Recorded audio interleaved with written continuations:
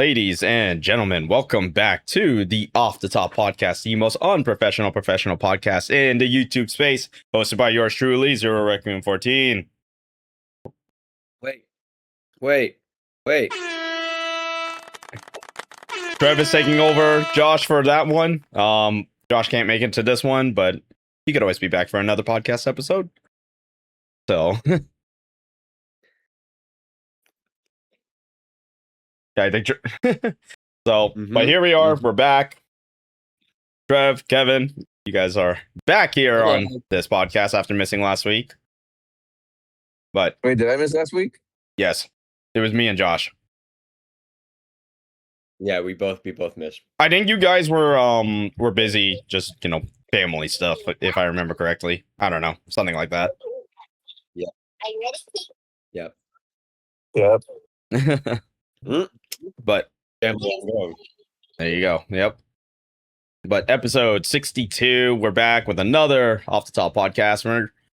I'm not 100% sure if that we're going to have a long episode this time around, but we're going to see how much we could stretch this out as much as we can, considering some of the things that we have done. All of us here have watched Spider-Man Brand New Day, and I have been playing a couple fighting games, and I'm going to have like my sales pitch moment with 2 fighting games. And then we're just going to talk about rumors, and then of course our question for the pod and comments, which is kind of related to the last topic, to say the least. But I think I got to do what I always got to do at the start of the podcast. What has everyone been doing since the last podcast? Oh, man. Well, I'll be honest, I haven't been doing terribly much. Some stuff at Phelps at home has been keeping me preoccupied.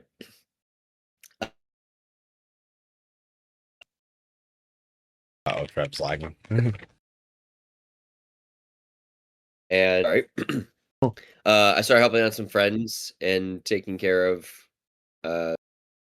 certain, like, babysitting and whatnot, and helping out with odd jobs. Besides that, I've been pretty chill working with the album with Josh.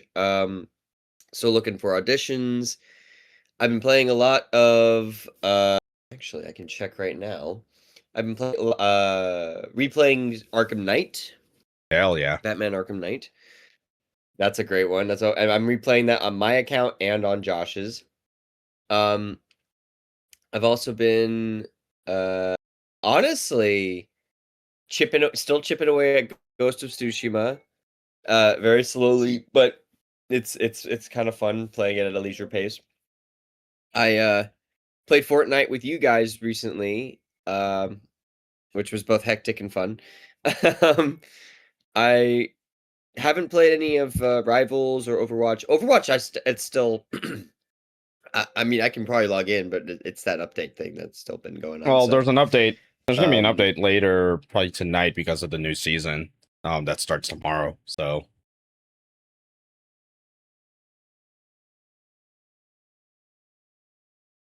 Trev, I think you're. I was about to say. That makes sense. Connection's going a little. I am. Okay. But, it's okay. It's okay. I'm working through it. I'm not saying anything crazy, or anything important. Anyways, I've been. What else? Josh and I have been playing Sly Cooper 4 on the PS3. Oh man. Yeah. That polarizing game. Honestly, the only reason why I want to go back to it is A, we never actually finished it when we played it when it was new. And B, to me, I feel like it's the most optimized gameplay of Sly. But only of his sections, specific, everything, it looks beautiful. I could talk about this forever, but we're replaying it because we wanted to walk down memory lane, basically. And wow, you see, like I said, it's polarizing. So other than that, I've been pretty focused on those games and fighting lag. You mean, ever since I whenever we pop on for 2xKO or for I'm any never fighting game really now. see. This is why it's hard. It would be hard for me to play Tekken 8 with you because it's like What am I fighting? Am I fighting Trevor or am I fighting his Wi-Fi? That's me. That's me. That's playing me in anything, honestly, nowadays. It'll be fixed eventually. But anyways, that's what I've been up to. That's basically about it. I mean, yeah. Mr. Kevin. Nah, I haven't been really up to anything. Just streaming every Monday as much as I can, and then just work. That's all. And then pool, because fucking of this heat. Dude, for Fuck real. this heat. Yeah, I can't blame you. Because I'm guessing you guys are in like a heat wave right now. It's been weird. It's like this. It'll be hot, and then it'll like calm down, and then it'll be hot, and then we calm down, Yeah. and then Meanwhile, it'll be out hot. Okay. yeah, like dude. Meanwhile, like out here, it's like it's been like the best weather for the summer since the heat wave. That because like apparently this South Dakota never hits 100 degrees. So when it happened like last month, apparently that was abnormal. Mm. And Yeah, I because was right like, now it's like 92. that's pretty hot right now. Yeah, meanwhile, over here, like, Yeah. we got a bunch of fucking clouds coming in, and supposedly it's raining this week. And funny enough, Sturgis Week is happening right now, which is basically like a huge motorcycle like rally event that's usually held yearly around this time. And apparently it's gonna rain on like Tuesday till like Friday. I was like, Oh, but That's the funny. thing is though, is that South Dakota rain is weird, especially like recently with the summer, because it rains Yeah. for like a couple minutes and then it stops, and then sometimes it'll rain again. So we have very inconsistent rain, at least with the summer lately. Interesting. It's kind of spotty. Yeah. It's spotty rain. That's Yep. interesting. I don't. That's like the weather can't make up its mind. Oh, dude, I've been told by the locals apparently like you can experience all 4 seasons in one day. Like there is an actual possibility, and I'm like, would be very scared if that happened. You think the apocalypse was happening? It's like I just be like looking outside. Oh my god, it's so sunny. Oh my god, it's so gloomy. Oh my god, it's snowing. We're snowed in. That's crazy. Yeah, But but like, no. I mean, who knows? Maybe if I randomly end up in like Colorado at some point, if I experience that shit, I'd be like, oh fuck. I'd be sounding like that's like I'd be sounding like Cartman when he did Kyle's Mom's a Big Fat Bitch song at the end of it. Ah, That's funny. You know, that's a game I actually haven't played, and I'm like, I know I probably should not. The South Park game, Stick of Truth or the both of them.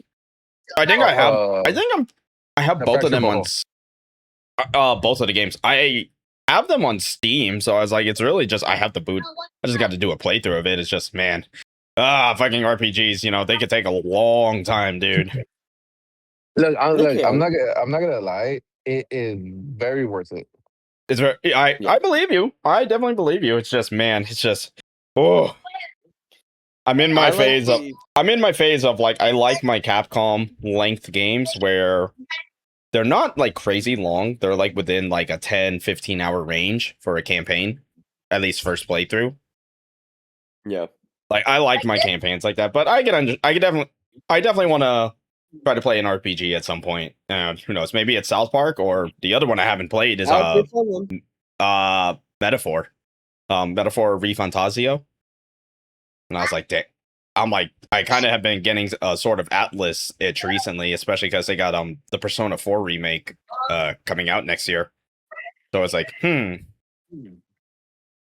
Interesting. Yep. But it's next year? Yeah, it's in February.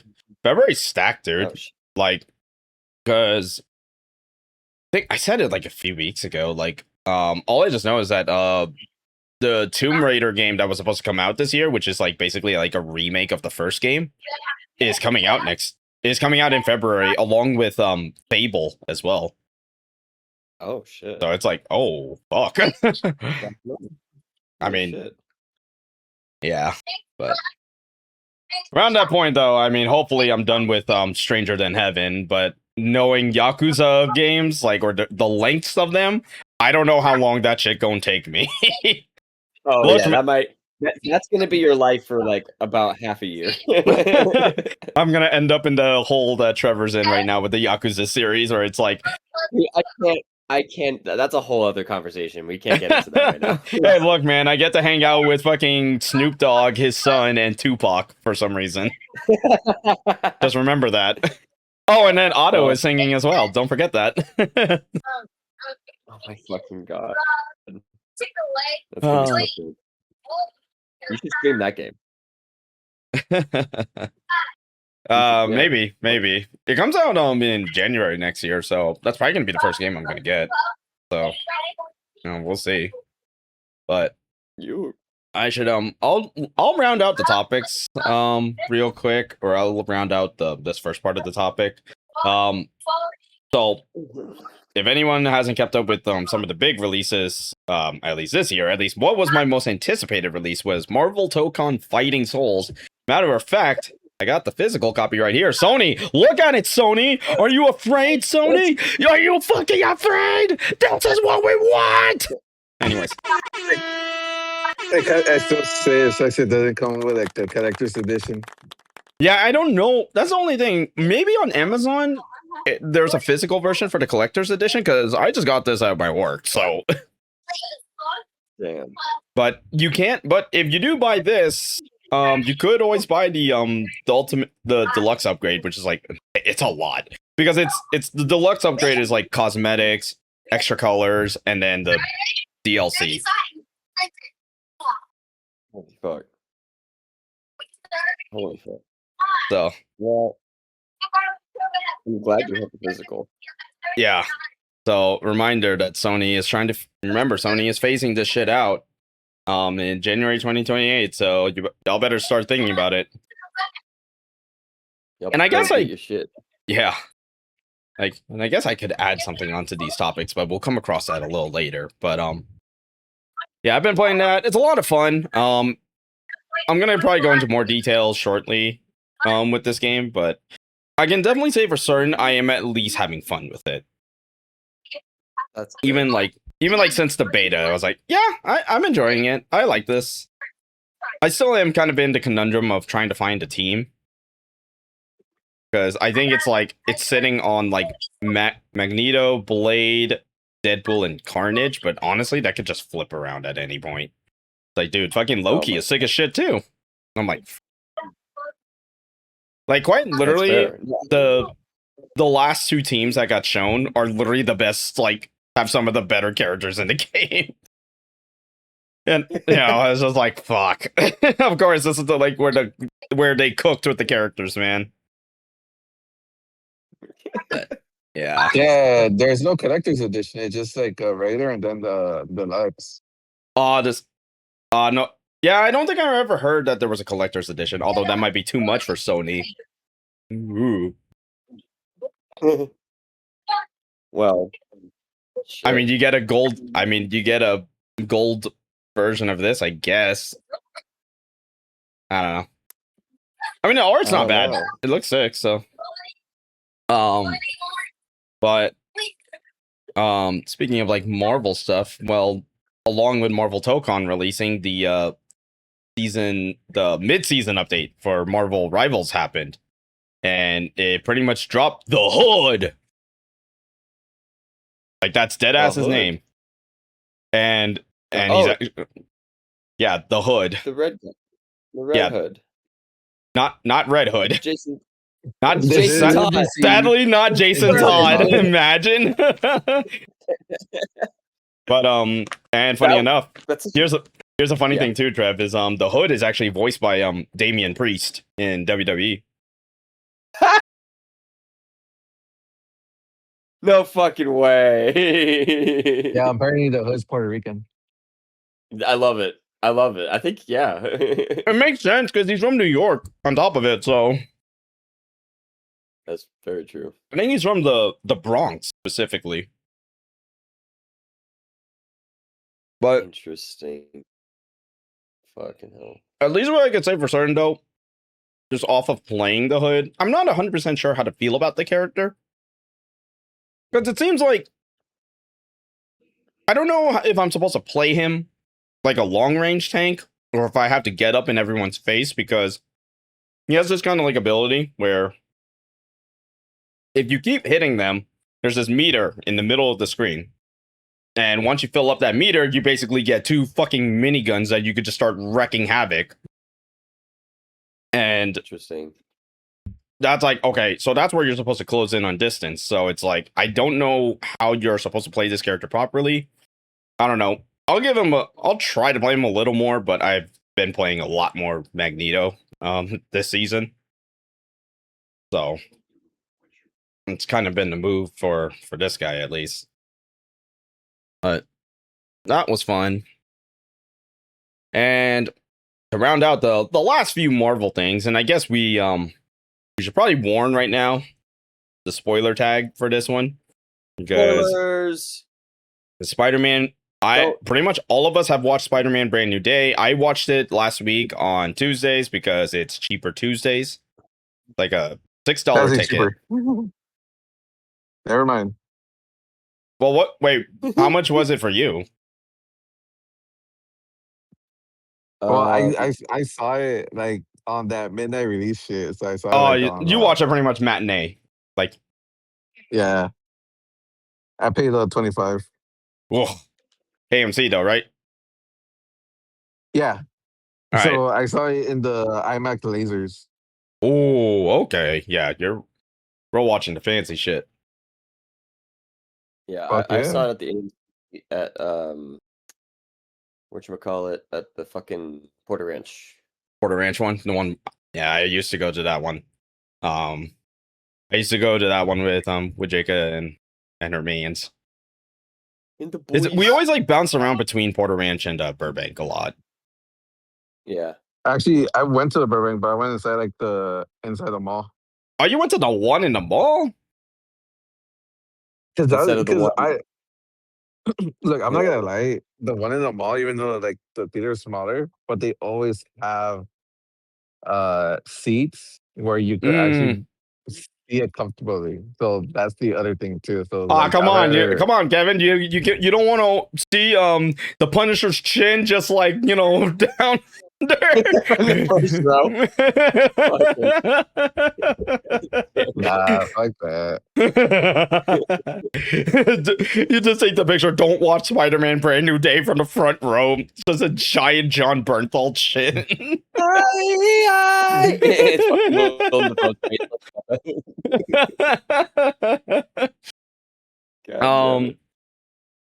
But all right, I'm gonna put this. All right. Okay, before we go into the spoiler talk for it, what is at least like everyone's like impression of the film without spoilers? It's solid. I mean, I thought it was solid. Honestly, it wasn't the best Spider-Man movie that it could have been, but I thought it was solid enough to warrant it being its own standalone thing. You know what I mean? Even though it's like, I liked the inclusionary stuff of certain characters and world building. I liked him being on his own. I don't necessarily love how, like, oh, that's a spoiler. Okay, but basically, yeah. Overall, I thought it was like a, oh yeah, I'll give it like a 8 out of 10. It's pretty solid. I have more to say, but I'm gonna let you guys say your first initial impressions. Kev, do you want to give your thoughts before I give mine? Honestly, I did kind of feel like a little bit rushed on it. I felt like 2.5 hours or yeah, 2.5 hours. It was good. It just I felt like it did need like some it, like I feel like they need to introduce a like how they introduce some villains. I feel like the way they did it could have been done like in a flashback instead of like the way that they The way they instead of did like the it. way that they did it. Yeah. But Okay. again, I'm with Trevor. It's like an A, but I do enjoy like how the movie how the movie is. It Okay. it yeah, it kind of like gave you some like moments where it was like, oh, they're bringing back some references to like old Spider-Man. Mm-hmm. Mhm. I thought, yeah, I thought Yeah. like it was cool to see him kind of mutate a little bit more, and kind of do that whole storyline while they were also. I did like how they used the Hulk. Actually, I thought that that was actually like a step in the right direction for him. I think because Mm. ever since, and now spoilers. We're getting into spoilers. Just saying it again, spoilers. Well, But soon to be, because I was gonna give, because I'm sort of in the same boat oh, like as you guys. never mind. Go Where ahead. I think it's a solid. It's definitely. Here's what I will say. I think this is Tom Holland's best performance. That isn't. What's the most recent? What's the third one? Is it Far From Home or is it No Way Home? No I way. was. Is it No No wait, Way Home? wait, no. It's Homecoming, Mm-hmm. Far from home. No way home. No Far Way From Home. Home, I still think No and Way then No Way Home. Home. Here's what I'll say. No Way Home, I still think is a better film for like Spider-Man, at least for Tom Holland Spider-Man. But I think I will admit this one is like where some of his performance chops or like his acting chops got really fucking good. Like, damn, there were times I'm like, man, I am feeling for this. There's just something that he does right. He does Spider-Man very fucking well.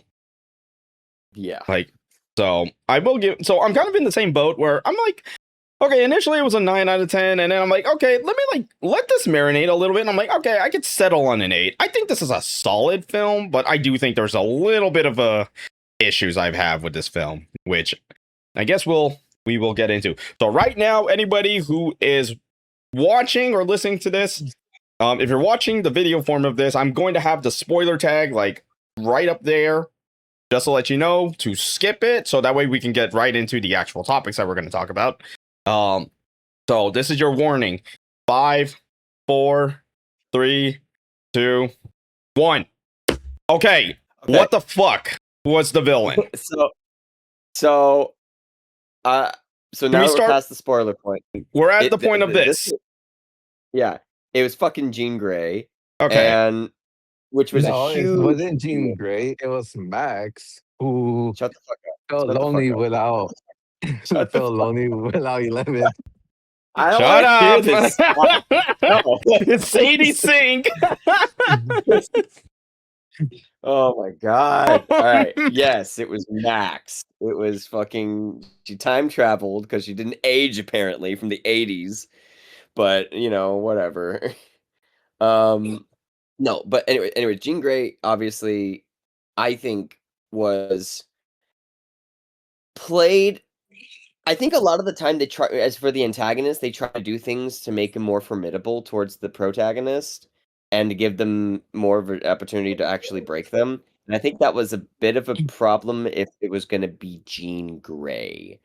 Uh, that's the popular consensus right now online is that she was too evil. You know what I mean? Like she was I don't. possessing Okay. people, tossing them from fucking Okay. cars, and fucking tossing them off buildings to their death. And she's possessing That's what people. And she made a guy just get run over by a fucking truck as well. Yeah. So, Yes. okay, here's my problem is like I like the twist was surprising to me because I was like, oh shit, okay. So that's why all the Jean Grey rumors were like popping up recently. Right. I just was not sure about introducing her in this personal. You know what's funny? And I actually fact checked this, but that whole thing with her sister, like Jean has a sister. Yeah. Yeah, Jean has a sister, by the way, in the comics. So that is and it's true. the same name, and I think the powers are different. I don't think she's another telepath, but I think she's somebody who can enhance the abilities of other mutants. So like she's like a power battery basically to help them like amp up their shit 12-fold. Uh, So like uh, A support honestly, character. no, I was thinking about this. Cause the whole thing of it, I feel like her sister technically didn't die, but they changed her identity, and she's She's like basically doing Emma something else, Frost. maybe. No, I feel like whoa, yeah. wait a minute, whoa. That's the implications there, Kevin. Because if anybody Hmm. knows Emma Frost from the comics, She they is a know the telepath. kind of yes, true. And maybe that would be interesting, but that means then they would be going after the same guy. And if they're sisters, that's a lot. That's a lot. I mean, and they already You're kind of cast. like you're ham fisting like too much plot into this movie when it's all about Spider-Man. Then you're turning this into you basically turn this into a Jean Grey mutant film. And like what Well, Trev said, yes, they Well, have casted an Emma Frost. well, I I know. think Yeah. I think they did what you call it. I think they just did it as an introduction to Jean Grey to see Yeah. how she was before the beginning, and then after, and then there's like how they're gonna lead her to like meeting up with Charles. Yeah. I mean, if you Because saw, everything she's either way, yeah. Because either way, plus. they're gonna do it where they're all um what do you call it when It's gonna they be a new all like X-Men origin film, basically. It's just the MCU's take on it. yeah, It's just the MCU's take on it, basically. I don't know if it's yes and necessary. no.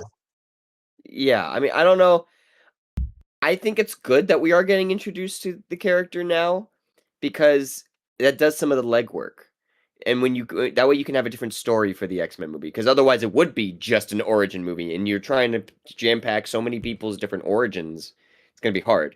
So there's something to be said about like because Hugh Jackman is still around and he repopularized it Wolverine and X-Men and now Doomsday's coming out with all the original cast. Like people are clamoring for this, but they're also it's kind of similarly where we were for Days of Future Past when that movie came out because there was two converging fucking storylines and timelines for the X-Men universe, and that was their solution of melding them together, or at least ending one to do the next. For this one, it's going to be different because it's interwoven between the MCU's history. So I feel like they're not going to want to do every single origin in that movie. Which is why I think they put Jean Grey. But then again, I also read that Daniel Creston, like the director himself, put in the request for Jean Grey. It was not a Mm, mandate from the studio. It was no, they weren't forced to use her. So that she was always planned to be in the movie. okay. Okay. So Yeah. so because of that, that means that probably all needed to happen, which means that we're probably going to get a slightly darker version of some of these X-Men because if she's able to I'm all do for it. that, I'm all for it too, but again, I- I see why people are taking it back because it's Jean Grey. Jean Grey's supposed to be the heart of the fucking X-Men. I Oh, well, part of the technically, X-Men? I mean, no, Not what I because mean. I mean like in the same way that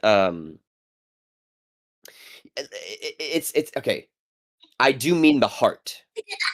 I do mean the heart of the X-Men. It's the beating force the that beating force of drives. the X-Men, yeah. Yes, not the leader, not the full embodiment of, but the heart, I Yeah. believe. Yeah, because like So I yeah, think considering the other thing to consider too is like if people are really complaining about Jean Grey being really evil or like being very evil in this, are people like really just not remembering X-Men 3?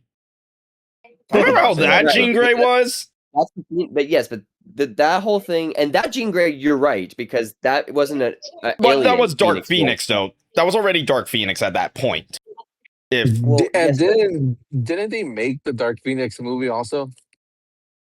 So okay, X-Men 3, they actually changed it up a bit and made it something innately in her, so it wasn't like another force like the Dark Phoenix. The Dark Phoenix movie was a bit more comic accurate just in that regard, where it was an external force that inhabited her body and unlocked something within her. But I think what Jeremy was saying is that it was innately a part of her. But I don't think that's what's happening in Brand New Day. I think that's just Jean Grey unlocking their potential because they're still young enough, the character, to be. By the way, I found out that the actual actress who played her older sister was like several years younger than who she was. Than who it's so Sadie Sink fucking was. funny. Sadie Sink's like in her early 20s, and the actress who played her sister was like 16. That's funny. So, yeah. I mean, yeah, Sadie Sink looks young as fuck, so it's like I could believe it. Like I wouldn't have known that if prior to that knowledge. Exactly. So, anyways, um, I think that. Oh, okay. So that's with her. She's off on that bus. She did turn a new leaf. I think she's gonna carry that weight. I hope that sticks with her. I hope that what she did in New York sticks with her. I don't know if it will because a new director will come in and probably change up the vision. But I hope that they don't undo everything that she had to go through. And she Yeah. learned. She had that heart to heart with May, but that's a process. That's not something that is a band-aid that you That's fix. not That's something that it's not like an immediate solution. you have to actively keep it up. Yeah, exactly. So I hope that happens with her. Let's talk about. Who Oh, sorry. No, go knows ahead, what's Kevin. gonna happen because everything is tying up for Secret Wars. That is true. Yeah, I mean, we got to Well, remind ourselves Secret Wars is happening, but we probably got to wait. We're gonna have to wait a while for that one too. I don't think that it's gonna I don't think it's gonna hard reboot the universe. But that's a whole other conversation. Yeah, that becomes a whole conversation. We can get into that another let's put time. it this way: once like Doomsday and Secret Wars is done, then we can have that discussion. Oh yeah, 100. I assume after Doomsday, people are going to be like, "Okay, everything has changed. Let's talk about it." Yeah, that's probably going to be the first immediate video. Everything's changed. Oh my gosh, all the thumbnails. That. Yeah, exactly. Anyways, I mean, again, as I was like conflicted because I was like, I mean, I'll give Sadie Sink this. She performed very well as Jean Grey. It's just kind of like, for me, it's just like, it just seems a little odd, but then it's like, yeah, we got to remind ourselves that this is Marvel, this is MCU, it's got to set up for something. And I mean, at this point, I think everyone in the MCU, especially with like X-Men 97 being a thing, and the excess of like just X-Men media as a whole being like more and more popularized, I think it's definitely it's like, do we really need origin stories? Because like we already have the concept, we get it. Like, do we really need to bring this up again? Well, I think partially no, partially yes. It depends I'd say depending on which characters though, because we know some of the popular already. Actually, to be honest, I feel like not origin stories, but these do like how they're doing with Batman, just their first retelling. Year. Oh, like a no, just first. Yep, like first year. Okay, I mean, like a year one, because it shows like like the origins. How they got to the point that they are. Yeah, but you don't know like the struggle that they had to go through to get to that point. Like, what's the whole year that they struggle? Like, what's their year one of everything? I see what you mean. Yeah. Yeah, I can see what I see. I see. Yeah, that definitely could work. I for one am just excited that they're getting attention now. Yeah. I will say there's other aspects to this movie though. Hold up. Wait a minute. Let's rewind for a second. So, I think that I have stuff to say about Punisher and Hulk, but I'm going to hold off on that for real quick. I think the whole thing with the spell after effects and like how he's trying to protect Ned and MJ and how like they're spoilers again. We already have it. Don't worry.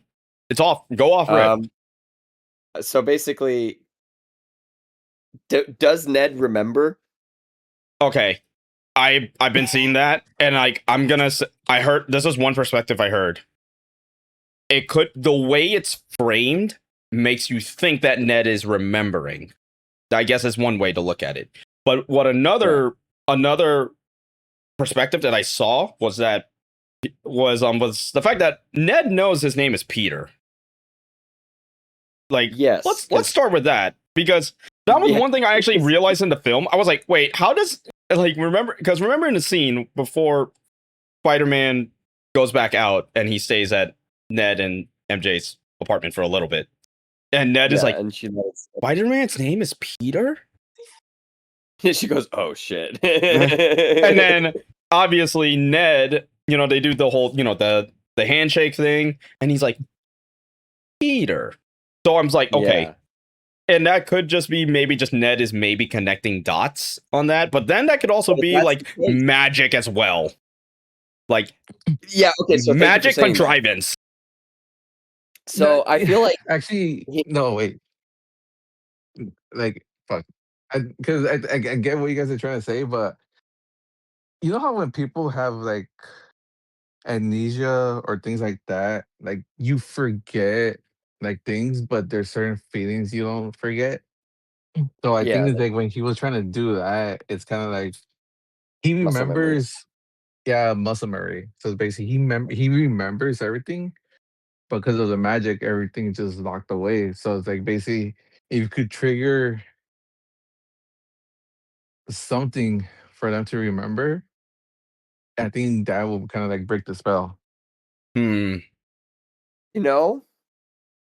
We also did see MJ like fiddling with the necklace that she has for some explicable reason that Peter gave her. So I think they're implying that I think they're implying that the walls around that spell are for them, or if because he's actively staying a part of it in their life, and it's like breaking down the foundation of those walls a bit. I think also Ned. It seems like if that was the case, then Ned definitely recognized him like sooner. I think that maybe it's a fake out, but he's innate, because if you remember from No Way Home, he's got some innate magic within him to do the That's fucking sling true. ring. Yeah, he was able to summon Doctor Strange portals.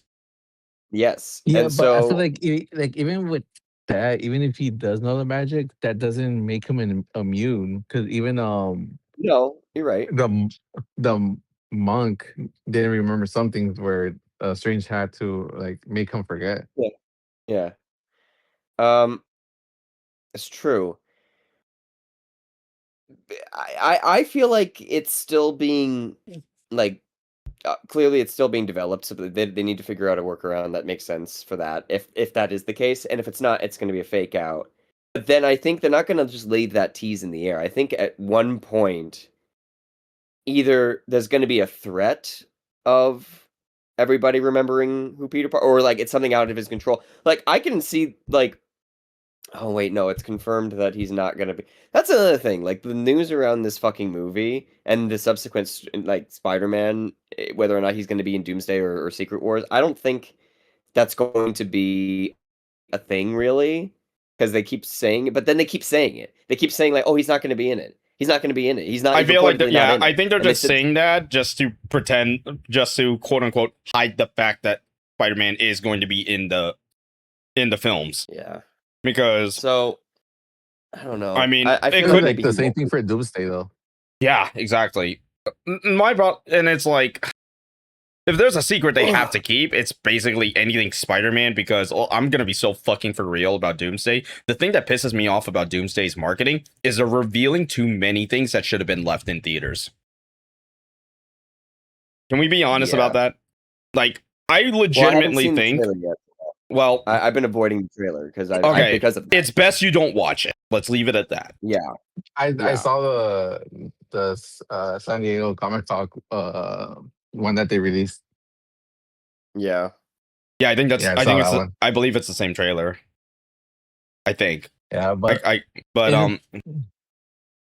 Shit, I don't want to say anything because I don't know. If Don't you say guys seen anything. it, Don't say so anything because Trev's avoiding. So, but Yeah, that's fine. let's get back to Spider-Man real quick. So, yeah, there could be like a whole thing about the whole MJ Ned thing, but I feel like, Mhm. and let's just go with the hypothetical. Spider-Man does not show up in Doomsday, but he does show up in Secret Wars. I think if you're going to do anything with MJ and Ned, if it's not done in Secret Wars, it's in the next Spider-Man project. Yeah. No, actually, I you know what honestly, I'm also thinking? Because you know how he did the whole thing where like have everyone forget that Peter Parker is Spider Man. Imagine they bring back the other two Spider Mans because he what do you call it? He did this because the spell that he did with Strange didn't affect his world, but affect the other two worlds too. what are you saying? Wait. The spell Can that you made rephrase everybody that? forget. I'm trying to figure out what you just said. Okay, so remember when Strange did the spell at the Yes. Yeah. end Yes. to make everyone forget Peter Parker is Spider Man? Yes. I was gonna say like, what if it worked, but not in his universe, but also in the other universes too? Oh, like they went back and they realized, oh, nobody knows who I am. Yeah, so when he went back to their own universe, everyone forgot too. So Like it was like multiverse yeah, wide. like Tobey Maguire's Spider Man and Andrew Garfield's Spider Man. They See, but the problem is, okay, there's a problem with that, and that's assuming that they're going to continue their work with Spider-Man. Isn't because, to my understanding, Tobey Maguire is planned to be back on in the MCU at some point, but I don't know about Andrew Garfield. That's the only problem with that idea. It's a good idea. How are you bringing them? But you got to bring them back then. That's the if that's the case. Well, are they a package deal or are they a standalone where if you only bring back one, that's okay? Like, Mm-hmm. I feel like after No Way Home, people want to see all of them again because that was such a fun time, but I don't think that's what's going to happen. I think well It's one of them might be well back. like that's the other thing too, because I don't know if you guys noticed, but when it comes to like adventure films, they all follow the Infinity Stone.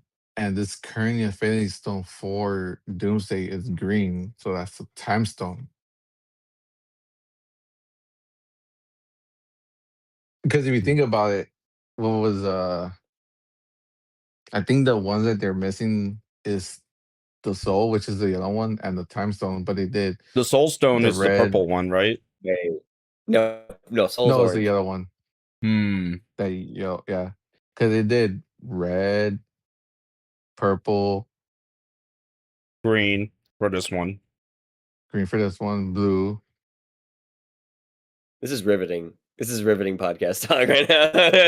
I just We really, may as we're well just call this the really Spider-Man podcast. I don't know. But I was like, Sorry. I don't know if you guys noticed. Mm. I don't know if you guys noticed it. Like, if you like go and check like the Adventures, they follow kind of like the Infinity Stones, The infinite. and then I'll probably have to look that Is up. The that the Infinity villains? Stone theory, maybe. I'll have to look that up because now. yeah, because if you think about it, like how the hell is Doom in that current like universe? Universe, yeah. It could be a time thing, yeah. I definitely could see where you're coming from. I think it's gonna lean heavily on the lore established in the television show Loki. So whatever like Hmm. universe hopping stuff, I think that's gonna play a part. Kind of like how it did in Deadpool versus Wolverine. Yeah. Maybe something like that probably could be like a really big factor. Because the TVA, That's my guess. if we consider the fact that the TVA just existing alone, they're practically the amongst the groups that are pulling the strings, or they're involved heavily with certain events happening. Or because Ye- should an event go out of order, well, we know what happens to that timeline. But So again, Yeah. I kind of but don't forget, like some events are allowed. So for them, when they mhm. had to go back, collect the Infinity Stones and then come back to the future, it's again, even the TVA said like that was like necessary. It was a necessary thing because Thanos Yeah. was a universal threat at that point. Uh, yeah. Well, also, like, I don't know if you guys are okay. We're getting a little off topic. I'd like to go back to Spider-Man, just to talk about the Hulk and the Punisher. Only because We can only I would talk have gone about this for so long. before this turns into just a Marvel podcast.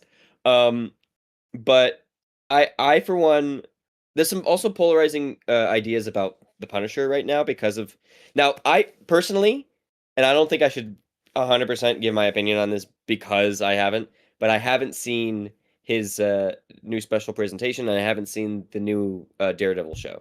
I haven't So watched anything Punisher related. I just know because after watching this, it made me want to watch the Punisher show and the Daredevil show. Pretty much just yeah. like anything related to those. Well, it helps give the context because apparently the person who gave Peter the key to the city for that quick little moment in that montage, that was assistant to Wilson Fisk apparently in the Daredevil show. Interesting. Yeah, yeah. So it's actually a bit more connected than we think, and it's good to know because like literally months prior to the events of the film for Spider-Man, Wilson Fisk I think was mayor of New York. So it was and Punisher had some stuff to do in that one, and he had a whole special presentation. And so a lot of people were like saying, like, well, he's been very active. Why aren't the cops like gonna go after him?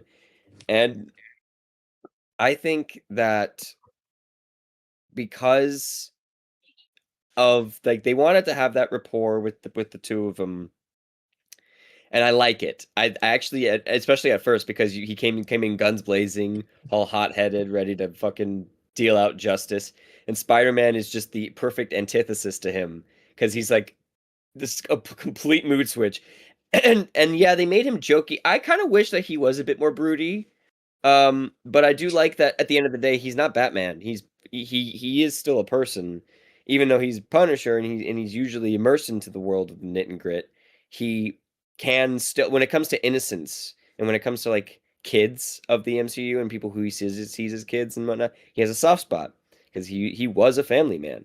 So it makes sense to me why he would kind of treat him and MJ with a different kind of tone, and and different because at the end of the day, Spider-Man is fucking saving lives, and he's innocent, and he's doing everything in his power to help.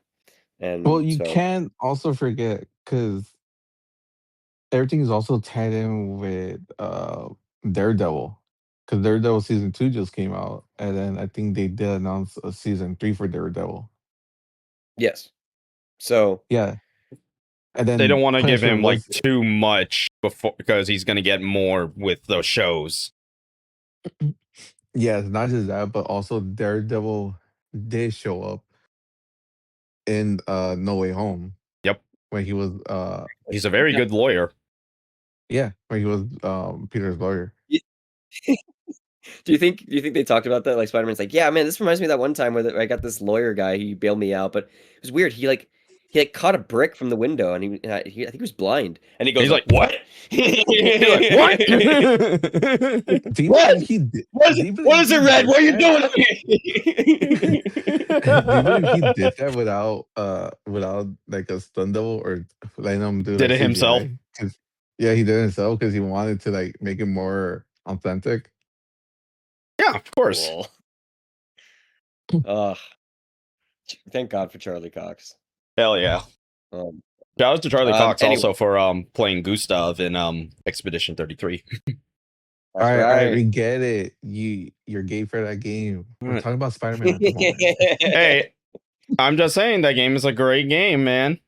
So Wait. But yeah, no, yeah, I think they're tying.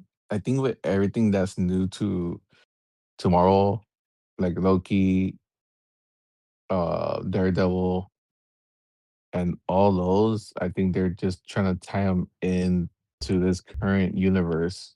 Because I think they're also bringing the actress that was playing Jessica Jones in the Netflix in the Netflix original one.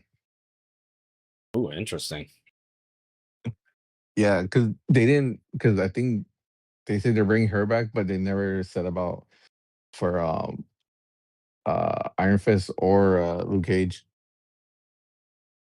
Yeah, It's just because like their one of numbers those. didn't do well on Netflix. Yeah, I don't know. It's like it seems like if you're gonna bring him in, I mean, how like it's becomes at that point it becomes a deep cut. Like it doesn't Yeah, really become like a I don't know if like a reference is the right word for that, but they're more just deep cut cameos at that point. I would say, I okay. So like to keep moving on, the Hulk, the Hulk. We fucking got the Hulk back, and not Professor Hulk, not Actual Hulk. we got an actual Hulk back. Like that was cool. I'm not gonna lie. I saw that did get a little spoiled for me. I was like, oh, he's gonna Hulk out.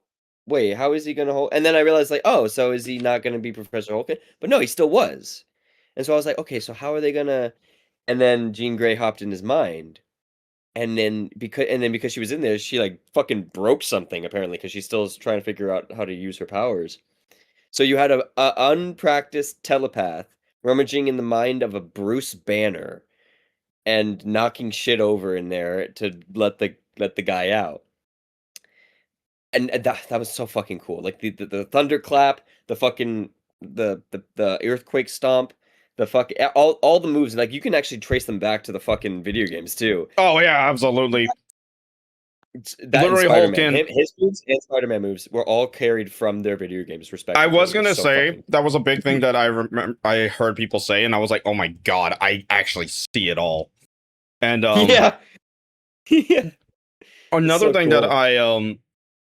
I will say was having Hulk in the film, like at least his moment being in the film, and it's actual Hulk. It's not Professor Hulk. Was it cool? Yes. Did it need This it? character felt so shooed in though. I'm going to be fucking honest. Like I felt like we got this character was just there to be a MacGuffin because of the inhibitor thing. I think that's my personal problem. Is Yeah. I understand what was what was the point of him, but at the same time, I'm like, you literally could have done this with any character, but we brought in the Hulk. Yeah. And then Yeah. here's the other thing. How come Hulk knows who Peter is? Does he? The thing, He says Peter when He Hulk is literally like this on his head, and it's like Hulk, it's me, and then he's like Peter. Peter. but Why does you know Hulk say why? Peter, but Bruce doesn't know? Wait a minute. Are we Wait, gonna now say the mad? Are we gonna say the spell has a new limitation? No. Are you sure he says Peter? I don't remember that. I remember I'm Peter positive. going, "It's me. I'm a friend." And he looks at him Hulk. with a sign of recognition, but I don't remember him saying the name Peter. I can assure you, he said Peter. I heard that, and I was like, Facts. Pull up facts. Pull up receipts. I need to see the video. Find the bootleg. we gotta find the bootleg on Twitter. Totally not get copyright strike for it. But I rest assure you, I heard him say Peter. Okay. Well, pretty soon we'll be able to rewatch, and I'll be able to fact check that. But I believe you for now. I Well, believe you. the thing is, like, when again, everything's all with the magic, but don't forget when it came to Banner, there's Banner and then there's Hulk. So it's probably depending on how Banner was during the time, he could have been as himself.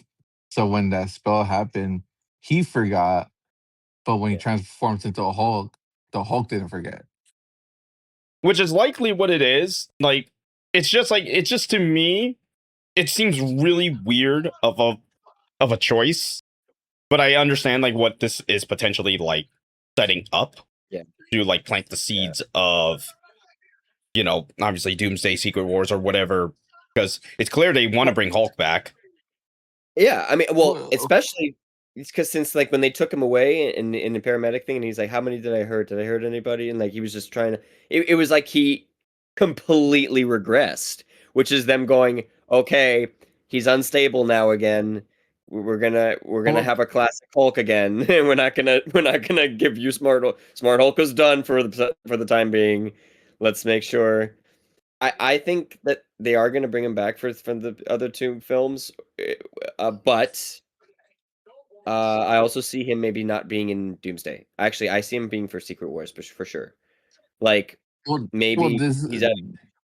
Go ahead. like, but this is also a thing too, because like when Eric Banner transforms into Hulk, he always forgets.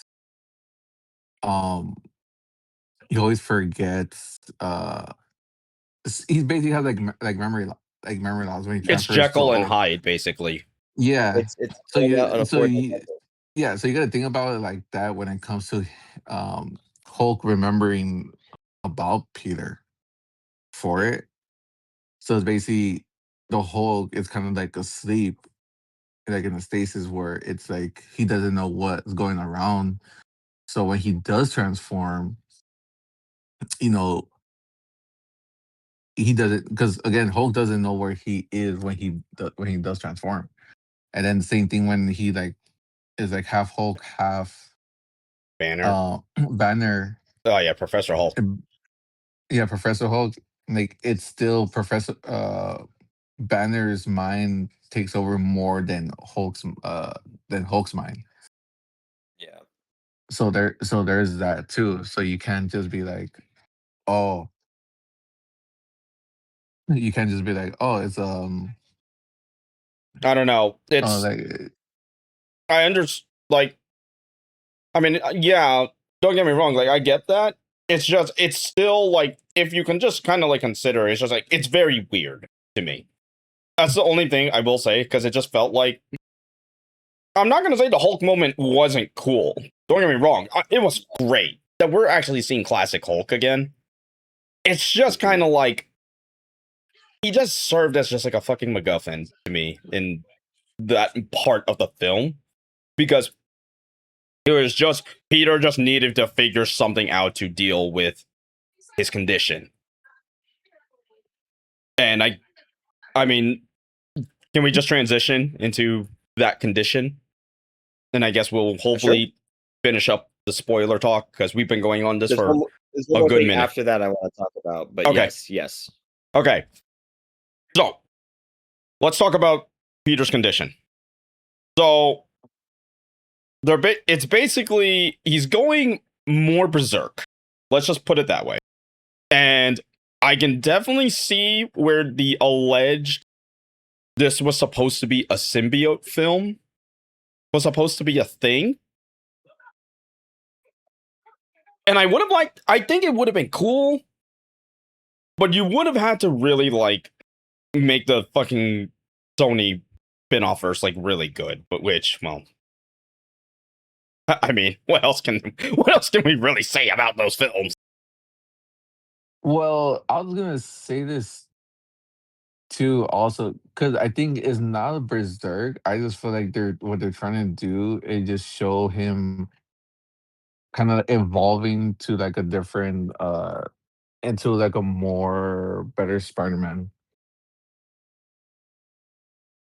Yeah, and that could be what it is. To like, maybe Peter just needs to get a little more tapped in to his powers, especially because he's now creating organic webs, now becoming a lot stronger. Because I think the whole thing is again reference back to the first one. I think that's what they're just trying to do. It just reference Tobey the Maguire, first yeah, Tobey Maguire one. Because again, with Tobey Maguire, he had like all that fever and everything where he did. like he was doing all that stuff. Yeah, I get you. I can definitely see where it wasn't being inspired. That's for sure. Um, it was really cool though to see it like just happening a lot, and then obviously that last scene where he's fighting the hand. He just it's like he's blending it like perfectly. I think it was a really cool scene.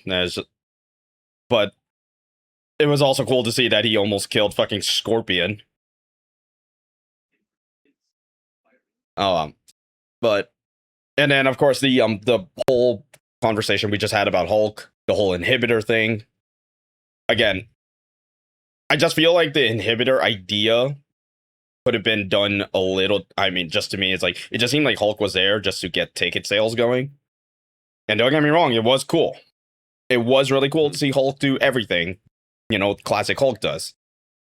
It's just I feel like the inhibitor talk could have been on a different character or maybe a different way. That's just a personal thing for me. Like, the more I thought about it, it's like the more I just started to think this Hulk thing does not make sense to me. Interesting. Yeah. So I feel like I didn't have that reaction too much, only because like Bruce Banner rather, has been such a paragon and a pillar in the universe of the MCU. Like, at least since the first, obviously the first Avengers movie, where his story has been public knowledge, his everything has been public knowledge for a minute. And he became kind of, and let's not forget, like, he is the only survivor of the people who snapped. Out of all the people who snapped anything and wielded all the Infinity Stones, he's the only person left alive. Like, that has actually wielded all of them and been able to do it. So, for all intents and purposes, as far as the world actually knows, Bruce Banner is like Tony Stark was the one who sacrificed himself and defeated the evil who snapped away half the universe. But as well with the Avengers, but Hulk is the one who actually brought everybody back. Like, he was, until the events of Brand New Day, was a revered hero, and why he had that Hulk fanboy in his classroom and everything. Also, there was a classmate in his classroom that was named Cindy, and people thought it was Cindy Moon from the comics. Yeah, I was about to say, I was seeing a lot of the Cindy Moon thing, and I was like, oh god, she's gonna start fucking! Yeah. Sorry. I'm sorry, but every time I hear that fucking name, I'm like, we're really gonna just see a full-blown sex scene like fucking Edge and Lita on Monday Night Raw. I think they're gonna change it. They're gonna. Oh no, they're gonna do. They absolutely have to do something different. Yeah. I think it's just gonna be like, it'll be a little like tension, I guess. They could kind of allude to something, but they don't need to go full blown. You know what I mean? But all that to say, I believe that the Hulk, because he was that kind of hero for everybody, he was that kind of household name. He was humble. He was everything. But like, now, I don't know if,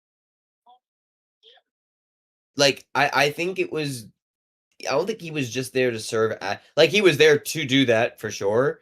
But now that they've stripped him away of his, happy ending, so to speak, he's now a player again in the MCU. He's probably gonna be locked up by damage control.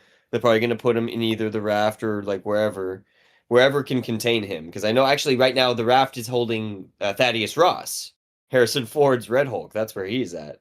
So maybe not there, but there's probably a numerous amount of places he's being held right now. And so I feel like we're gonna see him again. But the last thing I wanted to talk about was the post-credit scene. Let's talk about it, please. I want to hear everyone's take on it. So this is interesting because, as we know, like, the app was made by I almost said Genki, by Ned, who was inspired by Genki. Genki. That's funny. But he's been tracking, and it's been shown to actually work. So we know, like, it starts out showing Peter in Queens, but it doesn't like blip out. Like, that's where he is, and then it zooms out, and goes into space, and then it glitches. it actually glitches, and a lot of people speculated it looks like the glitching from Across the Spider-Verse. So they think that maybe it's something to do. That's why people are thinking, oh, that and the second blimp that we see in space, all of a sudden that says new spider. Oh, he died. New spider person found. This is the oh my god.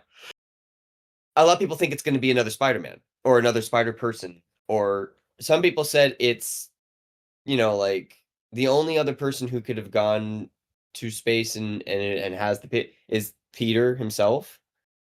But I think that if they're going, it can go one of two ways. It can either go, it's him, it's Peter Parker because it's tied to his signature. But it's not like it's another universe Peter Parker, right? It's like maybe it's Toby, maybe it's Andrew, or maybe it's someone else.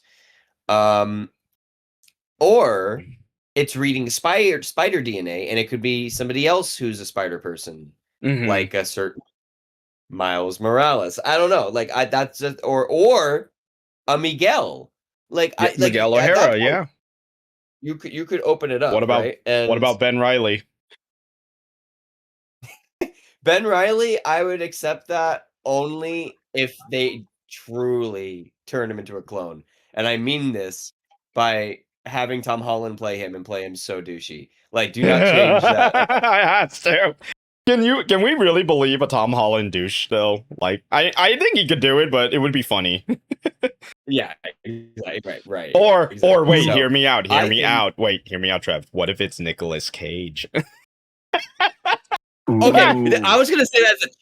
I was gonna say like, okay, you wanna know who's in space right now? Spider Noir with a fucking Rubik's cube. Anyways,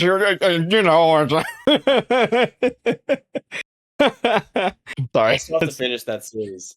I haven't seen all the. Yeah, me too. I still gotta finish it too. So But, it's good. It's good. Yeah, but again, I kind of feel like when it comes to it, for Ben Reilly, I feel like that'll be more of uh Andrew Garfield's Spider-Man, because they were like more developing that kind of stuff. And then for Miles Morales, I feel like they would have a Spider-Man, but it has to be like for that one. I feel like they could do it with the Tom Holland Spider-Man. Yeah, could be. I kind of have this. Go on. Like, but again, it's like, and then for Spider-Man like 99, that one could be for any Spider-Man because it really is basically off the future, and they're doing like the multiverse too, so that there could be like any Spider-Man. But just it's hard to pick and choose because like you don't know what universe this Spider-Man is at, what universe that Spider-Man is exactly. And then for this universe Spider-Man, there's no Osborn also. Oh. If you think about it, because you're right. There's no Osborn in this. Yeah, because if you think about it, there because when they talked about Osborn during Far From Home, there was nothing. They only talked about it on Amazing Spider-Man and the original Spider-Man. I mean, that's another thing too. Like, yeah, there's no Osborns in the MCU yet, or that we've heard of. Honestly, I think we're gonna have to see until after Secret Wars and Doomsday, because at this, I feel like this seems like it seems like a post Secret Wars kind of like discussion to consider an Osborn in play. Because right now, the only character that can really be a Goblin is literally Ned, because he's Hobgoblin in comics. See, now that would be an interesting. I don't know if Jacob. Why? I don't want to. count him out either. Like I think he could do it. I think they could do something. Like they could definitely do something, but yeah, it's like that's not. But that again, we're talking about like the possibility of a Goblin character being in MCU, and that's right now our closest, and they have not even like touched it. Right. Like, yeah, I honestly feel like they don't want to introduce Goblin until later on. Because again, it's like right now, like how Like, how many villains do you what's want to really retread? Even though they're iconic, how many more do you want to keep retreading at some point? Because it's like, if we consider, like, who have been the Spider-Man villains of the MCU? We had Vulture, we had Mysterio. And then we had all the other ones from the other films. Yeah, we had fucking Tombstone, like, randomly show up as well. The Tombstone score. I did like that though. I did like. Yeah, Tombstone I know score. he was the actor Marvin Jones. Like, oh my god, he was so happy that he got that role. He also Well, voiced him in the in brand new Spider-Verse? animation thing. No, well, no. Wait, Spider-Verse or was it the other one on Disney Plus with the animated TV show for Spider-Man that came out a couple of years ago? the I one haven't that watched that. that I haven't it watched that didn't one have yet. like that ending? The one where it's like, oh, they're in the school, but it never like if it could have continued, but they never just finished it. See, I haven't watched it, so Oh, I can't really speak on it. oh, it's I Wait, like. are you talking about Spectacular Spider-Man or the other one? No, I'm talking about it's new. It's brand new. Like it came out on It might be Disney Plus. Spectacular that you're talking about. No, Oh. Spectacular is the old one. 'Cause that's the Oh, one who, Guys, because come that's the on. one with Drake wait a Bell. minute. Or what I think. Hold up. Hold on. Trev is looking it up. Spider-Man. Hold on. Yeah, Trev's looking up. We're gonna. Freshman year. Freshman year. Okay. Oh, that one. That one. Okay, Yes. I thought you meant like the older ones, Yeah. because there's Spectacular Spider-Man, then there's another Spider-Man where they could have continued, but they never like finished it. It was like Like they left it open to be like possible sequel or like for a possible season 2. Honestly, I think that's where I know him from. no, it was season 3 for Spectacular Spider-Man, if I remember correctly. You know what, Anyways, guys? You know what, guys? Fuck it. I think let's just say it. That post-credit scene is going to confirm that Peter Porker is going to be in Doomsday, and they're going to make him like fucking Who Framed Roger Rabbit. You know what? You jest, but we did get a Yeah. fucking MC movie with fucking Patton Oswalt as fucking Puck and fucking Harry Styles as fucking Star Fox. Oh no, you know who they probably might have? Darwin Duck. Oh my You mean fucking god. Or no, Howard Duck. Howard Duck. Howard the Duck. Fucking why not? Darkwing Duck is crazy. Oh yeah, we're just gonna make this Disney the movie. It is because it is he is a Disney character or a Marvel character, isn't he? Well, Howard the Duck is. yes. Yeah, so Howard, so have Howard the Duck, because he did show up in Guardians of the Galaxy. They need to put the shitty puppet as like a cameo. Well, you know who? Technically, he's in all the What If shows. He's like, There you and go. he's voiced by Seth Green of all people. Oh my fucking god. It's fucking great. Oh man. Wow, there's our Yeah. long ass spoiler talk for Yeah, Spider-Man Brand New Day. It was solid. It was solid. It's a good movie. I definitely say it's a movie that is definitely fun to watch, especially like in a theater. Because there's something about Spider-Man and movie theaters that just work perfectly. Gives us the good vibes. Yep. And especially because like it definitely feels like something about Spider-Man also just hits. Like it seemingly always comes out at times when people are down on their like lives at some point. Like I don't know, has anybody ever felt that recently with some Spider-Man movies? Well, this one kind of, but I attribute that because he's going through shit in the movie. So I was like, oh, game Oh. recognizes game. So But yeah, anybody who wants to Okay. watch Spider-Man Brand New Day, I recommend it. I think it's a great movie. Wow. Yeah, if you guys skipped to this part, yeah, that's how long this spoiler talk lasted. Um Should I just go start my I'm gonna sales blank. pitch right now? Should I just start it? Do it. All right. Do it. So let's talk about oh my god, Sony! Look at it! Look at it! Look at it! Okay. Press it. Okay, sorry. Okay. So I kind of put several notes about Marvel Tokon. So let's get this out of the way. $60 for a base game, so technically lower, but it's still normal for us in terms of like full game prices.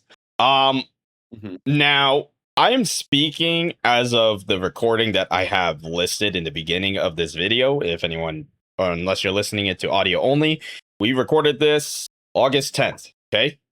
So for all I know, it gets ironed out at some point. But man, this game is having so many fucking problems on PC. Like, to get it out of the way, you're gonna need a beefy rig to even run this properly, and even then, that's not a guarantee. That's how bad this got. I mean, let's put it this way.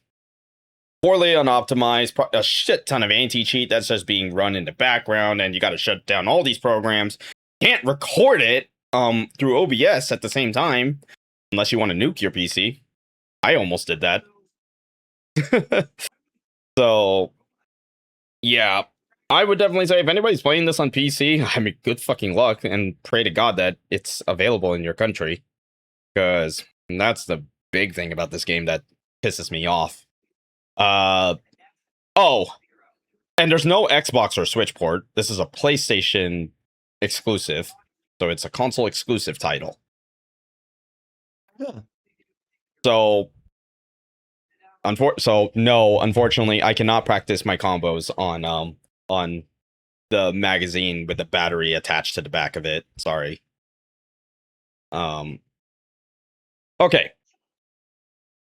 But with that being said, for all the problems that I have with this game, like in terms of it being on with the PC port just being the way it is, like I have the headcanon that genuinely Sony, I think, just was purposely sabotaging the PC release so that way they can make people go over to consoles. But I don't think spending, I don't know how much a PS5 is now for a fighting game is worth it. Like when you barely have exclusives. So I don't know, man. But that is for the most part the problems I have with this game. What about the product itself? Let's just talk the game.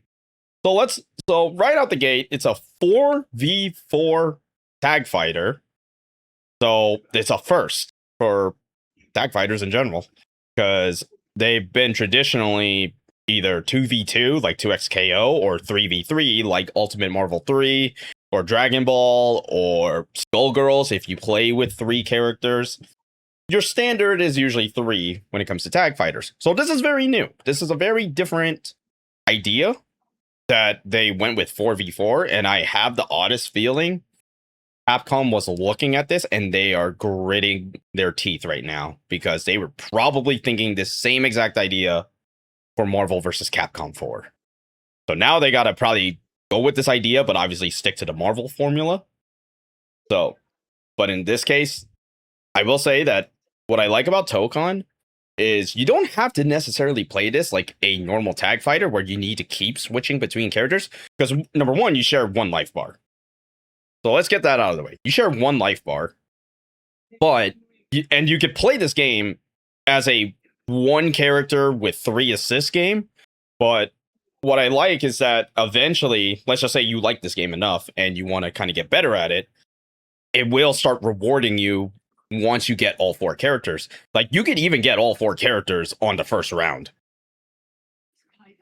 So that's one thing to consider. one nitpick I do have about this game, and I think I might have found a controller setting that might have worked for me. Now, mind you, pull this out. I haven't played it on this one, but I do play on arcade stick.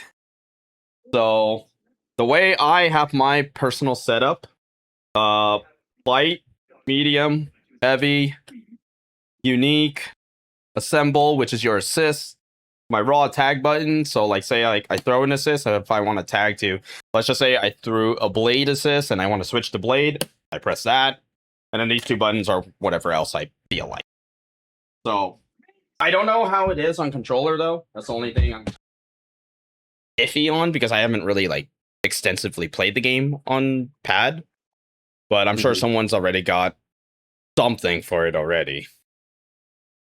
I will say this game does have an interesting way of doing the trial mode because it actually starts you with character lessons, which is just telling you this is their moves, this is what it does, this is how you can implement it, and then it'll take you into trials mode after. And some of them can be a little challenging. Like there's definitely been a couple trials where I'm like, I think I'm gonna come back to this. And then there were some that were like, oh, that was fucking easy. And then others have made me want to fucking punch a hole in the wall, but we don't talk about that one. I mean, you could. I could. Probably not a good idea, though. Yeah. But here is one thing that is definitely going to be, depending on who you are in the FGC, this game is very, very beginner friendly. Like, there's been, like, Trev and I played the beta, and I'm going to be honest, that was practically the game. Interesting. Okay. And I say that because it's like, it was literally a week prior before the game released. And, I mean, Trev took a couple games off me. So, that should, and, you know, I'm not, you know, I don't want to say, you know, Trev is new to, like, he's more of a teching guy. So this was new for him. And I played like a couple games already at that point. So, I mean, and again, it's pretty well. Yeah, it's surprisingly really well. And I'm playing on a base PS5. It runs perfectly. I did not have any complaints on it. You know, I feel bad for the PC people, you know, who invested like so much into their rig just for the game to not even like work. So yeah, dude, that's just sad. And you know, the FGC, we want as many players as we can get right now. And yeah. Oh boy. Oh yeah. Yeah, it's gonna be rough. It's gonna be a minute. Yeah. It's gonna be a minute before this game can be like a pretty good PC launch. Now I have heard that at least like before with ArcSys that the same thing happened to one of their other games, which is Guilty Gear Strive. It did have a rough C port at first, but eventually it got ironed out and everything. So I see.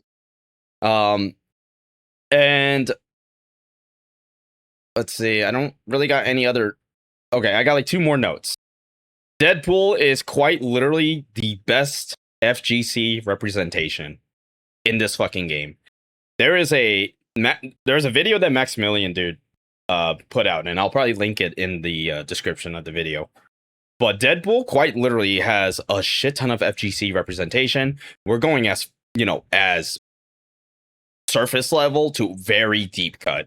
Dude, if you want to know how deep cut this shit got, he has a move from the Street Fighter movie arcade game. Did anyone know that existed? No, I don't think I did. That's actually crazy. Yeah. We have that. Wow. He gave Trev his representation because he does the Electric Wing God Fist. And there is an actual electric version if he equips one of the grenades. And you can do it like I think like 2 or 3 times, depending on how many times you could string it together. And he also does the Mishima tradition of throwing off your father or son into a volcano. Yeah. Let's see. Man, good times. He also does the Justin Wong friend zone, where Justin Wong does this, and usually they're like this. And then obviously with the characters just being the characters, they react appropriately. Yeah. See, what else is there? The Japanese voice actor, I believe, is actually Dio, like from JoJo's Bizarre Adventure. Like he does he's like moo dama dama dama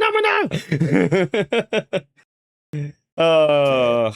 And then the other funny thing too is that if you win like the match with Deadpool, he actually does a Street Fighter 2 like reference in general, where it's him in one frame and the other frame is like your opponent but like beaten up, like classic Street Fighter 2. So I mean, I could go on with like all the fucking the references, like in terms of FGC. But I think the funniest one is it's two references. He steals Moon Knight's line with random bullshit go. But you want to know what he pulls out? And I don't know. This is it's a super Sony deep cut because this was only referenced in PlayStation All-Stars Battle Royale, which was like a fake Smash clone with PlayStation. They use Polygon Man as the random bullshit. And Polygon Man was supposed to be Sony's mascot during the PS1 days. I love that. So, and he just keeps throwing it, and it's the funniest shit ever. Now, I will admit, and maybe this is just maybe in updates they can add something to it just to make it funnier. But I think him pulling out Polygon Man is still the funniest thing about the game. I forgot to actually mention, because I haven't played online, but if I had to take a guess, it's probably better maybe try to avoid crossplay until the PC issues like iron out for now.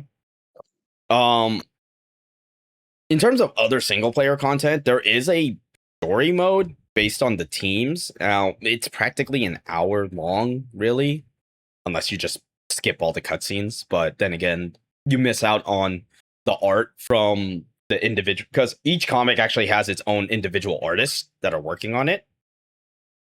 So that was pretty cool.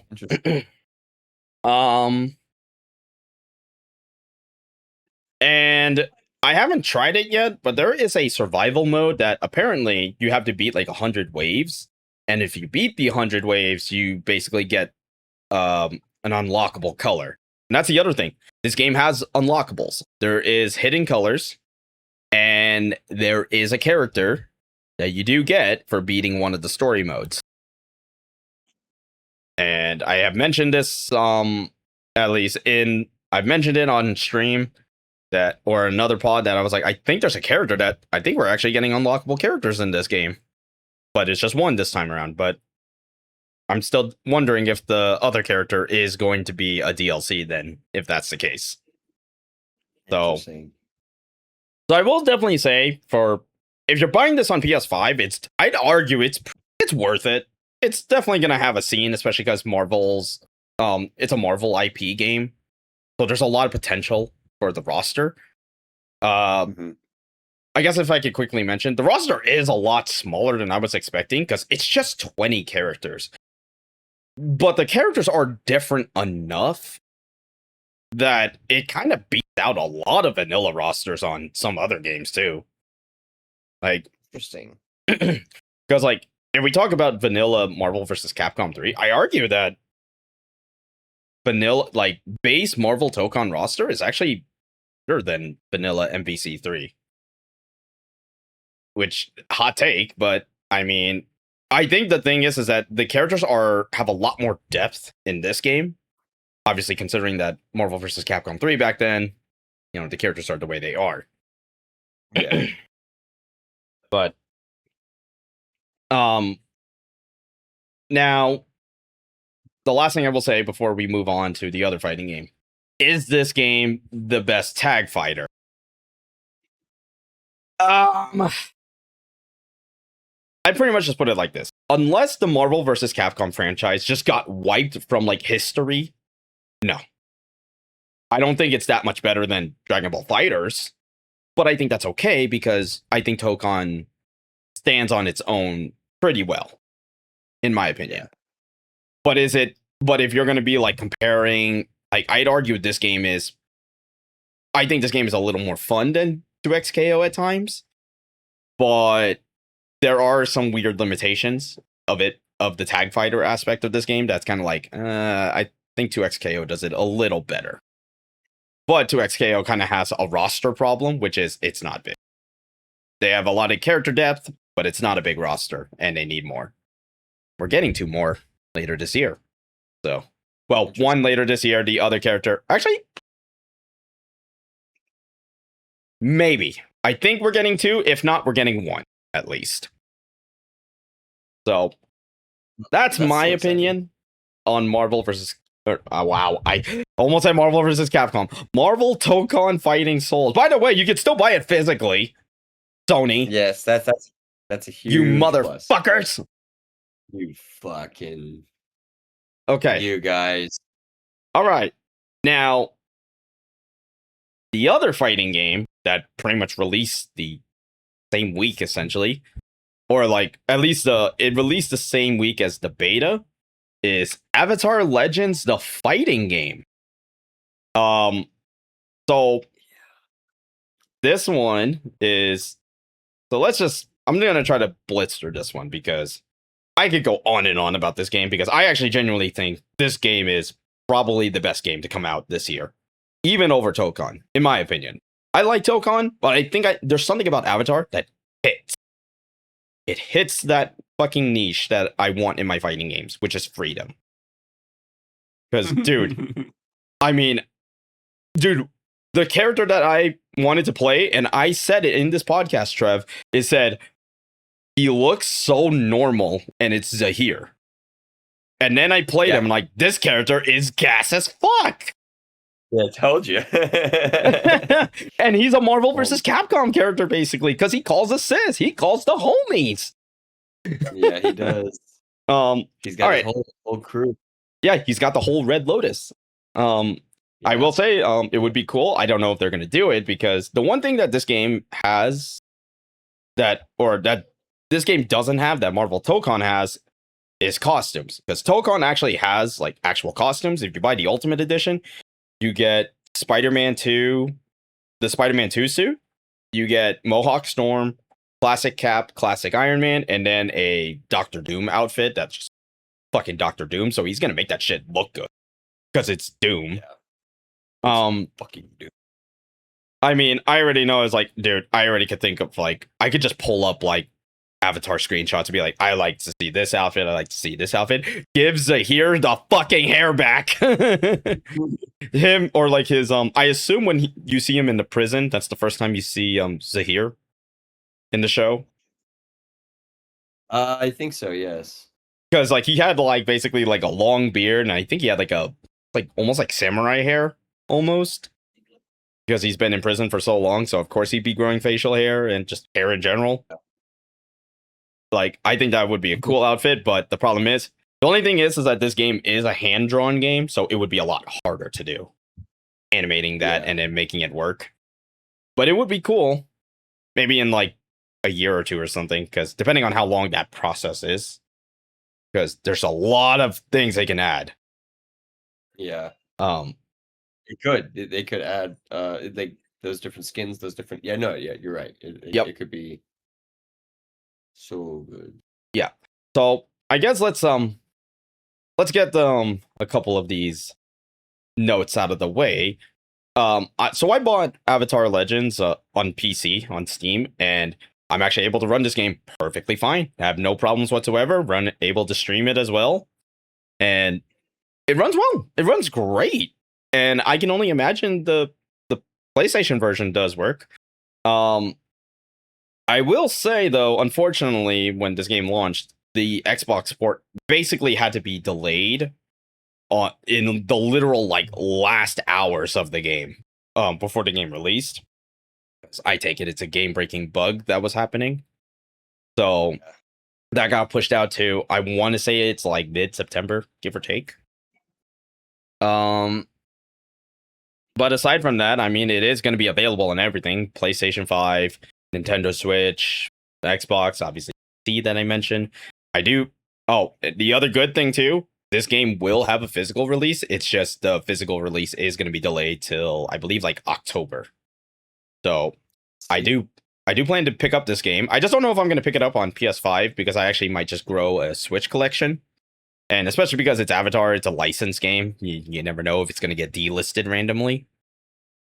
So that's the last thing I want to hear. Oh, that's fair. I probably should mention this also. This game is $30. It's half of the price of Marvel Tokon. I mean, that's a huge get. I'm not gonna lie. That's kind of honestly the huge like sale pitch for me on Avatar. Anyway, it's $30. And this game practically does have actual content. It does have an arcade mode. It does have trials. It does have a story mode. And training, online. All that stuff. So, there is that. And what I do like about this game is that it's a 1v1 fighter. Especially because like the games that have released, like the fighting games that have released this year, I mean, dude, we're in, I argue, a pretty surprising era for fighting games. Now, granted, I know their successes are varying right now, but if we consider the fact that 2XKO had its official launch earlier this year, we then had Invincible Versus. I haven't played that game that much. Just too many other things are releasing. I do think it's an okay game. It's not my favorite, but it's fun to play it. I've yet to play Immortal because I have yet to start screaming, hey, where's Omni-Man? Where is Omni-Man? And 7 years ago, asshole. That's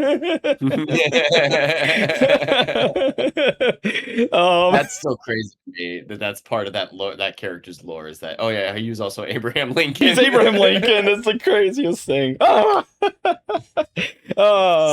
But like Invincible Versus came out. Then we obviously have Avatar and then Marvel Tokon come out. So where this game stands out is the fact that yes, it's a 1v1 game, and I like that. I like tag fighters, don't get me wrong. It is kind of like one of my favorite types of fighting games, but I do love me a 1v1 traditional fighter.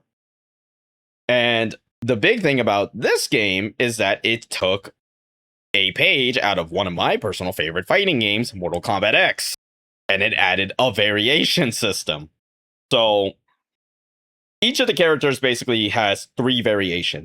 I'm going to use Zahir as an example for the sake of this argument. So Zahir basically can pick any of the Red Lotus gang, but whatever meter burn you do is that specific member's EX. So if you use Pali, she just basically has like her laser that just fires like multiple times.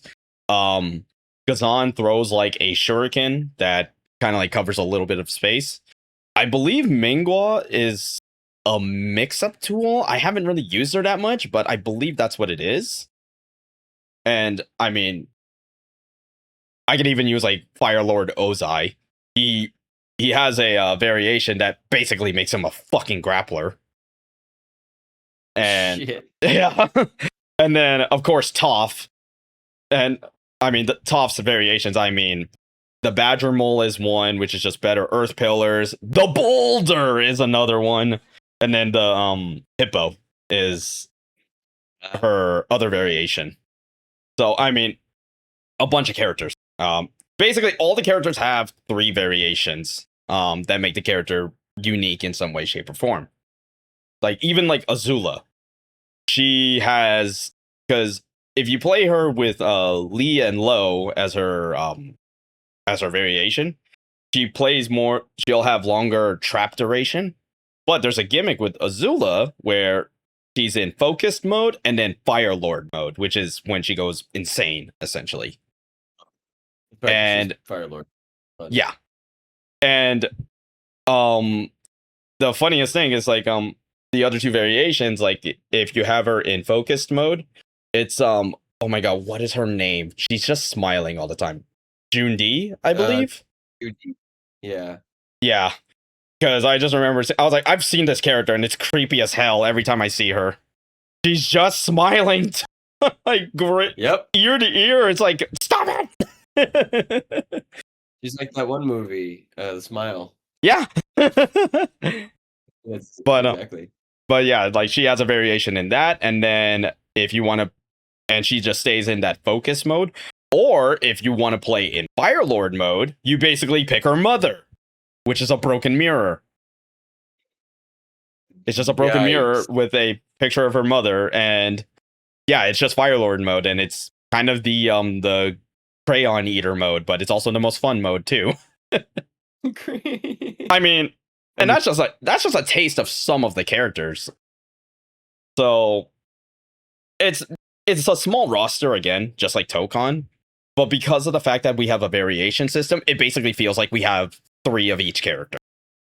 And I actually had to confirm this, Trev. So there is 2 unlockable characters, and there's 2 ways you can unlock them. You either play through the entire story mode or old school cheat codes.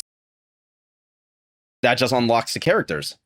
And the two characters are Avatar State Aang and Nightmare Korra. And so I'm sure there's you're my Avatar lore master in this case. Yeah. So I take it that Nightmare Korra is literally just what it sounds like. It was her in like, I guess it's like a nightmare realm or something like that, where everything's like more twisted. What does she look like? Have you seen the thing? So it is standard Korra, but she's like hunched over and has glowing white eyes. Hunched over? She's just like this. Like, hold on. I'll just use myself. So if she's just standing, she's standing like this. She's just like this. Yeah, I think that is the. Oh my god, I'm actually drawing a blank on this one because that might have been there for like 2 seconds in like a dream sequence for sure. Okay. Because the only other one I know of is her avatar state where she's like fully integrated with Rava, and she's blue and short hair and like but that's not what you're saying. So that's.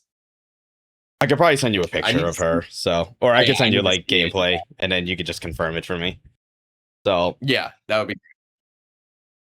But yeah, that's so you can unlock the characters to, just playing the story mode, or you could play through just the cheat code. Now, Trevor did confirm with me on when I streamed the story mode for a little bit. The voice actors are different. And I take it was maybe it was a budget thing or it was a time constraint. But apparently, to my understanding, the people who did make this story are the actual like Avatar writers, and this is supposed to be a way to bridge The Last Airbender and Legend of Korra.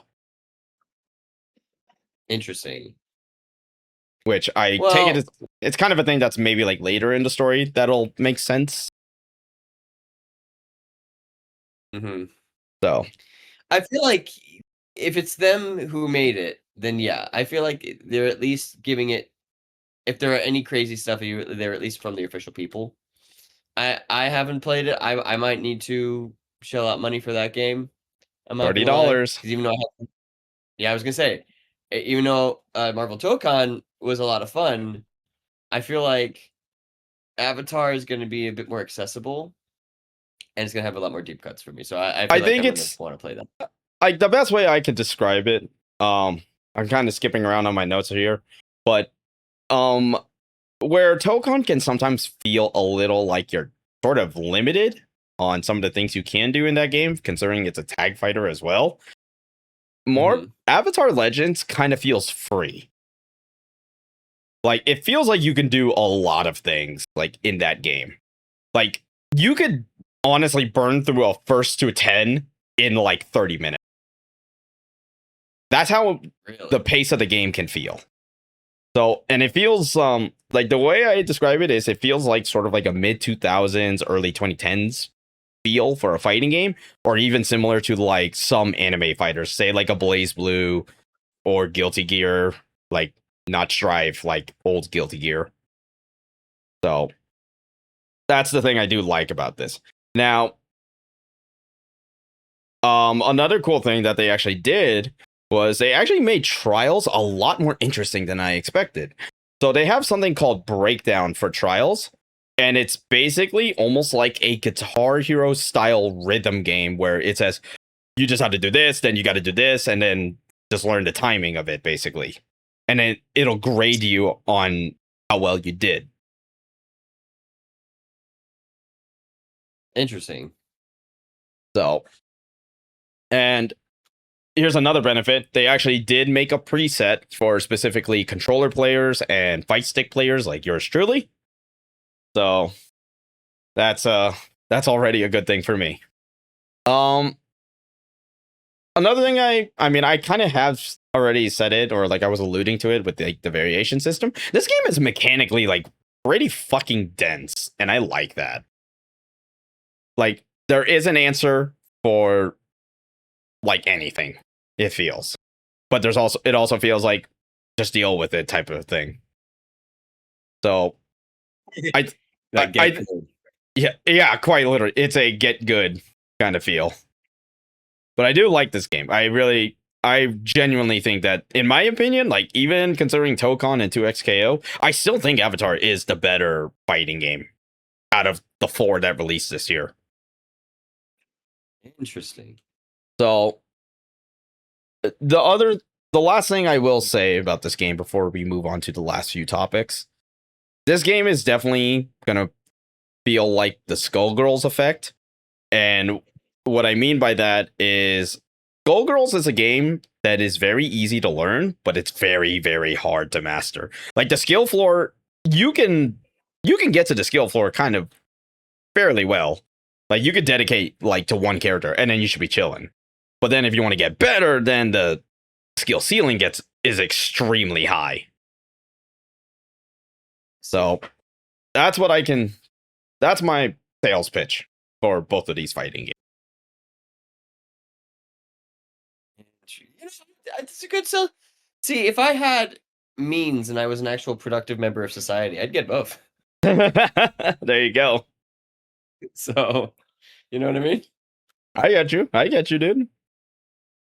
But I would definitely say if you're tight on a budget, Avatar is a good game, man. Avatar is really good. And I think it should be obvious. It depends on what are you a bigger fan? Which franchise are you a bigger fan of? I feel like that should just be a given. So that's my that's my sales pitch on it. Bravo! Wow, hold on. I need a swig of water because I'm a little thirsty. That's fair. Whew. That's fair. Actually, me too. Kevin, you still with us? Yeah, I'm still here. Okay. Just checking in.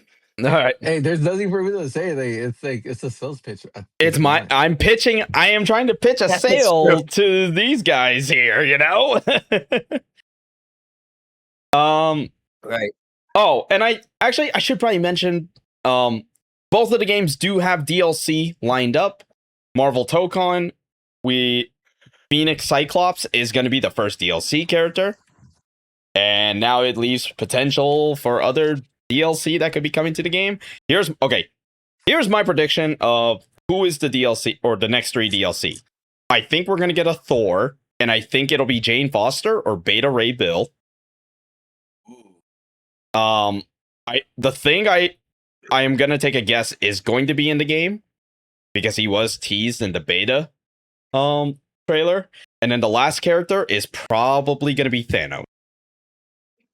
That is my guess for the DLC of that game. And then as far as Avatar's DLC, so we have shit. I know we talked about this, Trev. Like we've treaded on this topic before, but it was Oh my god, what is his name in Legend of Korra? The goofball, that the Sokka of Korra. Bolin. Bolin. So it was Bolin, Lin, Kylie, Uncle Iroh are the first 4 DLCs. And then the last character is a vote. And it's between it was Tenzin, Kuvira, Amon, Bumi, and Asami. So DLC is already lined up for these games. And then we are actually getting a free DLC for Avatar, which is Taga, who is actually from the Avatar movie that just came out recently.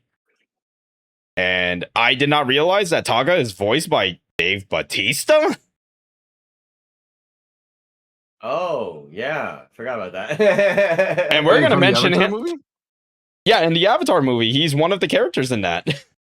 And should I just talk about why Dave Bautista is a little important in one of our topics right now? Yeah. All right. So, if anybody hasn't kept up with the God of War Amazon show, Ryan Hurst, who was the initial actor that was going to be portraying Kratos, he suffered a shoulder injury, and that was basically going to sideline him for probably over a year, considering recovery and all that. We wish him a speedy recovery. And it seems like they're already looking into a new replacement. And Dave Bautista's name was popping up as like a front runner. That is a little crazy to me. And I'm not going to lie, I think it'll work. I think it's actually a better choice. I'm not going to lie. Oh boy. Honestly, I think that is a better choice, to be honest. Because, I mean, I assume all of us have played God of War or seen God of War 2018 and Ragnarok at this point. I'm gonna say no, because I haven't played either of those games, and I also haven't seen much about them. Kevin, what about you? Have you at least played them or like seen anything? I see some gameplays of it, but I feel like Batista would be like a good choice for Kratos in good this. choice, yeah. Okay, so here's kind of like, He has yeah. a build for it too. Oh yeah, because is Batista jacked now? He's not. Is he not skinny anymore? I think he's maintaining. Okay, because the big thing when I heard Dave Bautista's name pop up, the first thing I thought of was, isn't he like super like skinny now? And I was like, unless he like, if he bulked up, then oh yeah, he fucking would work. Because the thing about Batista that works for this Kratos specifically is because in the scenes that Kratos is kind of having like those heart-to-heart conversations with Atreus, Kratos knows how to kind of keep his voice like lower, stern, low, but you could tell he's trying to be as kind as possible. And then when he rages out, Spartan rage and all that, Batista works in that as well. So I was just like, this actually works perfectly. So I'm excited, man. I'm excited. If they confirm that Batista is going to take over for the role of Kratos, I can't wait to see that screenshot of him in the makeup with the beard and being jacked and all that. I can't wait, dude. The other thing that actually was going around too was that allegedly they are actually looking to cast an older Atreus, because assuming that the God of War show is going to follow basically God of War 2018 and Ragnarok. And of course, Ragnarok, there is a little bit of a time jump because Atreus is now pretty much a full-on teen, so it makes sense. Mm-hmm. So they're not gonna be doing The Last of Us, where they just had Bella Ramsey be Ellie in both fucking seasons. Yeah. I'm sorry, man, but I'm like, why are you casting the same actress when Ellie is supposed to be older? Yeah, that's a good point. So I think it's just them learning their lesson from The Last of Us 2 show. Hopefully. So fingers crossed, man. Fingers crossed that this is looking really good. I can't wait. I'm just more of intrigued now by this project. let's talk Xbox rumors. This is actually a good one for me and Kevin because there's a rumor going around. Xbox 360 games will possibly be playable on PC natively. No cloud service needed. Wait, say that one more time. So there's a rumor right now that Xbox 360 games will be playable on PC natively. No cloud service, none of that shit. And if that's true, I'm just saying Microsoft is they're being poised for a pretty big slam dunk. I was thinking a layup for a while, but now if all these rumors are true, oh, they got a slam dunk on their way, dude. That's it's ebb and flow, bro. I don't know. I feel like yes, that's a big win. That's a huge. It would be a big win if true, of course. We have to remind ourselves, big if true. Yeah. Kevin, I know you don't have a PC yet, and I know you plan to get a PC at some point. If this rumor comes to fruition, what do you think? I think it's gonna be worth it because honestly, it's like there's times where you just want to play fucking like old ass like 360 games, man. Yeah, dude. When we were playing fucking Gears of War 1 and 2, dude. that was fun. Yeah. And then and you know what I think would add fuel to the fire for this rumor? Because if we consider the fact that Project Helix right now is Xbox's PC essentially, and if they were able to make like all old Xbox games just play natively, I think it might be the best like pseudo console to come out. It's gonna hurt because of how much it's probably gonna be, but value wise, it's looking pretty fucking good, dude. That's true. So, I'm just saying, man. I mean, we're gonna keep an eye on Microsoft because they are saying things I like, but I gotta remember this is reality because you never know. Call your expectations. Yes, exactly. And all right, let's talk about the elephant in the room that's not Spider-Man. And that is GTA 6. I gave up on that game. I mean, yeah, well, guess what, Kevin? GTA 6 is going to have an extended look on Netflix Thursday, August 27th at 3 p.m. Eastern. And guess what? It is a 6-hour exclusivity window until it hits YouTube. Oh my god. I don't know, man. I give up on it. Like, this shit is stupid. Delay. Yeah, with all the delay, it's like. Are we still betting that it can get delayed in the last minute? I'm putting the bet right now that it will. That would be such a slap in the face. That would be the biggest fuck you to their fans ever. Oh my god. I'm gonna send them. I'm gonna send them the Doom clip. Dude, unless they say like online is like day one, I really don't care. Yeah, I that's the thing. I think they're gonna do the same thing that they did with GTA 5, where they're gonna stagger the online release. Because has anyone noticed that they have not shown any fucking online info like whatsoever? That likely means that there isn't. Let's put it this way: there isn't a world where that online isn't gonna be the most ambitious project. Like, let's just call it as it is. Is it? The only thing is just like it's just now at the point that I'm just getting irritated by this, just this game's existence.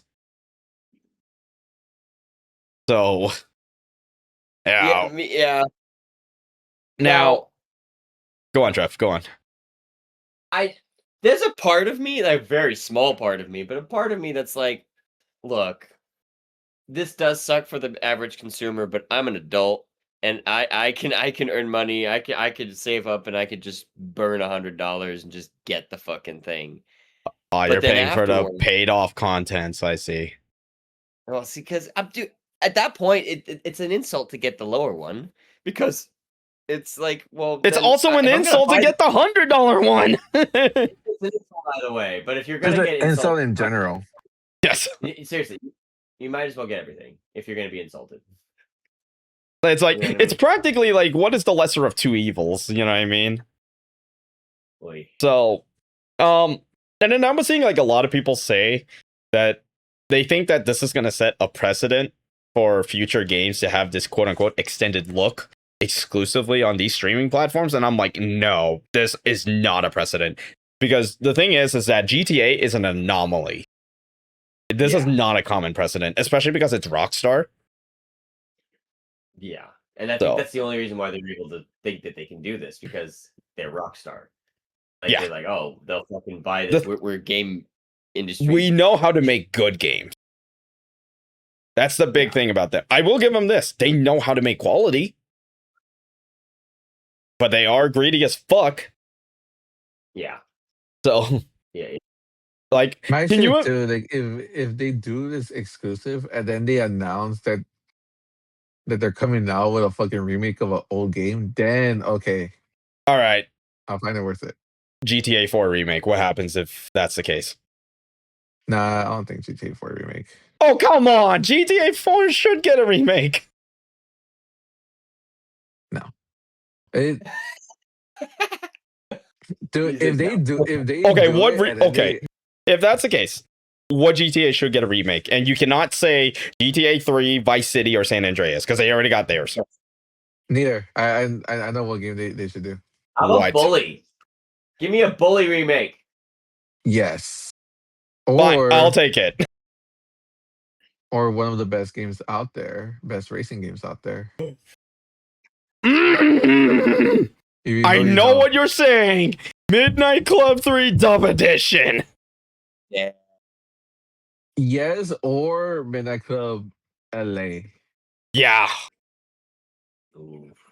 See, the problem, would I like that? Yes, but the thing is, this is all dedicated to GTA 6. So, yeah, but again, it's like, but if they want to win us over, like, let's put it this way: if this showcase happens and if that shit comes true, I will literally be praising Rockstar. Let's just put it that way. I don't know, guys. I feel like if Rockstar really wanted to win anybody through, they wouldn't have done half the decisions that they've done in the past. So, like, I don't know. Yeah. I feel like it could happen. I'm hoping it will. But honestly, what, Red Dead 3? Red Dead 3, I think, is what's happening afterwards, if I'm being quite honest. Yeah. But even then, I'm like, how can you make Red Dead 2? How can you make a game that looks much better than Red Dead 2 and GTA 6? It's at the point that it's just, they're real people. Yeah, right. It's not even like a game. It's just people. It's a movie. Yeah. What's that called? Bandersnatch? Or whatever the fuck that on Netflix show? I'm not sure.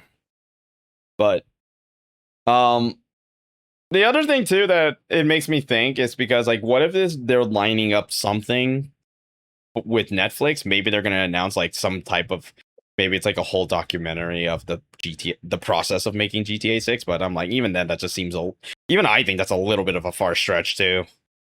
What I'm thinking also, what they could also do, it's if you have a Nexus account and you link it with GTA, whenever you have GTA, you can link your Netflix account, and you could basically stream or watch things with your friends online while on GTA 6. So there's times where I'll do the Fortnite thing with like them like streaming like certain events. no, but this is actually what you're actually like beast like back where the 360 where you had like your avatars and everything, and you guys could just be watching like Netflix on your 360 where your avatars. I see what you mean. Okay, yeah, I get you now. Yeah, Apparently Spotify. Yeah, but also doing that kind of like exclusive like things if you have Netflix too. Like there's exclusive events only like exclusive events or maybe exclusive rewards or something like that. Yup. Like, yeah, I guess. Yeah, something like that could work. I don't know. We still have about little over 2 weeks before this announcement happens or before they show it. So I don't know if I'm going to be reacting to that on stream, but the most I can really do is watch it and then give my thoughts after. I mean, that's about right. And of course, the Rockstar CEO, Strauss Zelnick, of course, he's making his rounds talking about GTA 6, and oh boy, yeah, this man is pissing me off. Let's just put it this way. Here's a few quotes, because he's talked to GameSpot, he's talked to IGN, pretty much all the outlets. Let's put it that way. He basically, like, here's just some of the things he said. Who cares if you download it digitally?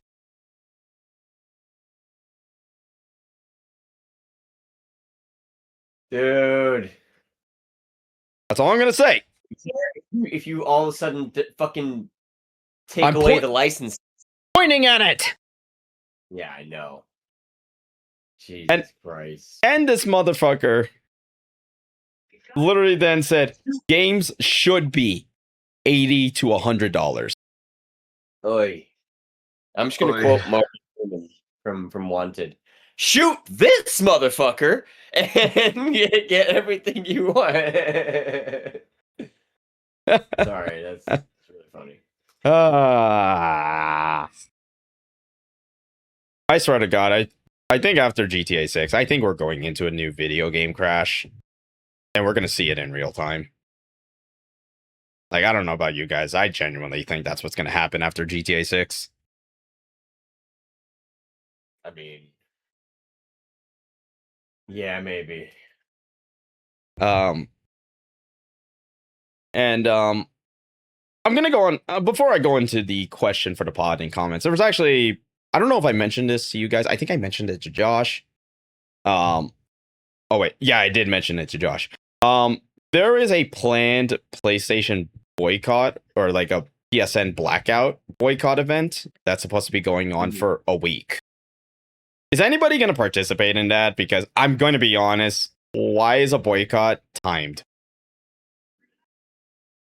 And I don't know. To me, that doesn't fucking make sense, because to my understanding, a boycott is supposed to be indefinite until they give in to demands. It's not a week-long thing. And you're just basically part of the story, that's why. Mm-hmm. And you're just enabling the companies at that point, or you're adding more popularity to it. You know what I mean? Now, it would be a different story, though, if I was, say, like, oh, I just got rid of my PS5 and I went all in on PC. Then we have a different conversation, because I was like, well, I don't have one, so I technically am part of it. But still, I just think it's the whole blackout week is stupid to me. Like, it's kind of like the thing that they did for I think for fuck, there was like some other like blackout where like they were just like, oh, we're just gonna, for a whole week we're gonna not touch what was it? Do you remember what it was for, though? Was it like an Activision like boycott or something? It wasn't a boycott. It was a strike. Strike. Yeah, but they striked for like only for a week. Oh. Yeah. And like nothing happened after that. Yeah. Yeah, because it's kind of like trying to let's just put a recent example. It's like trying to boycott Hogwarts Legacy again. You're just gonna give it more publicity at that point. All just because the author is, got some interesting words, to say the least. Yeah. Yeah. I already went over that last week. I don't think we need to retread that. We don't need to retread it. Yeah, but that's the last of the topics on a very long episode of the podcast. Do you guys have anything else you want to talk about real quick before we move on to the question? No, I'm okay. No. Kevin? All right. Yeah. Okay. This is a personal hot take that I've kind of been having lately, and now because of what we just mentioned about GTA 6 and the CEO, just going on his little tour saying the stupid shit that he just said. I pretty much have this personal hot take that Rockstar is now just becoming the new like EA, Ubisoft, or Activision in terms of like cartoonishly evil levels of greed. That's a personal hot take I have. Does anyone agree, disagree?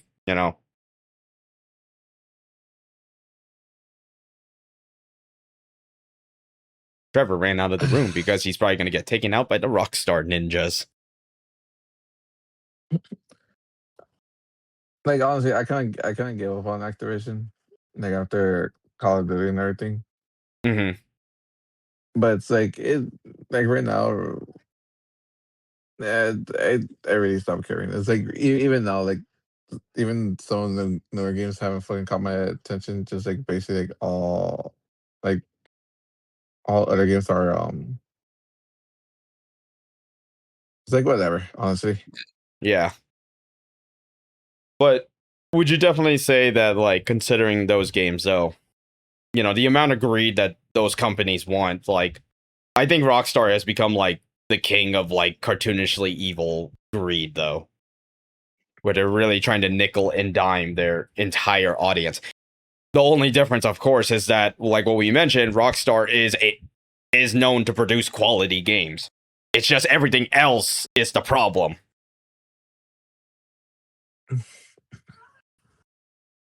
I think so, because honestly, it's like because they did what you call it? Because it does take them like a long time to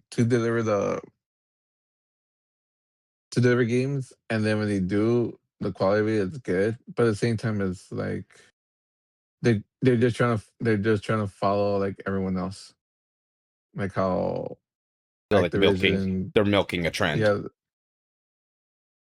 yeah. Honestly, because if you think about it, it's like everything's just like you gotta you like the microtransactions for like every like single thing. I'd argue Rockstar is amongst the originals that really made it like really bad. Them and Fortnite, I'd say. I'd say it's mostly Fortnite because of it, and then Rockstar, they did it, but they didn't do it like as That's it egregiously. wasn't.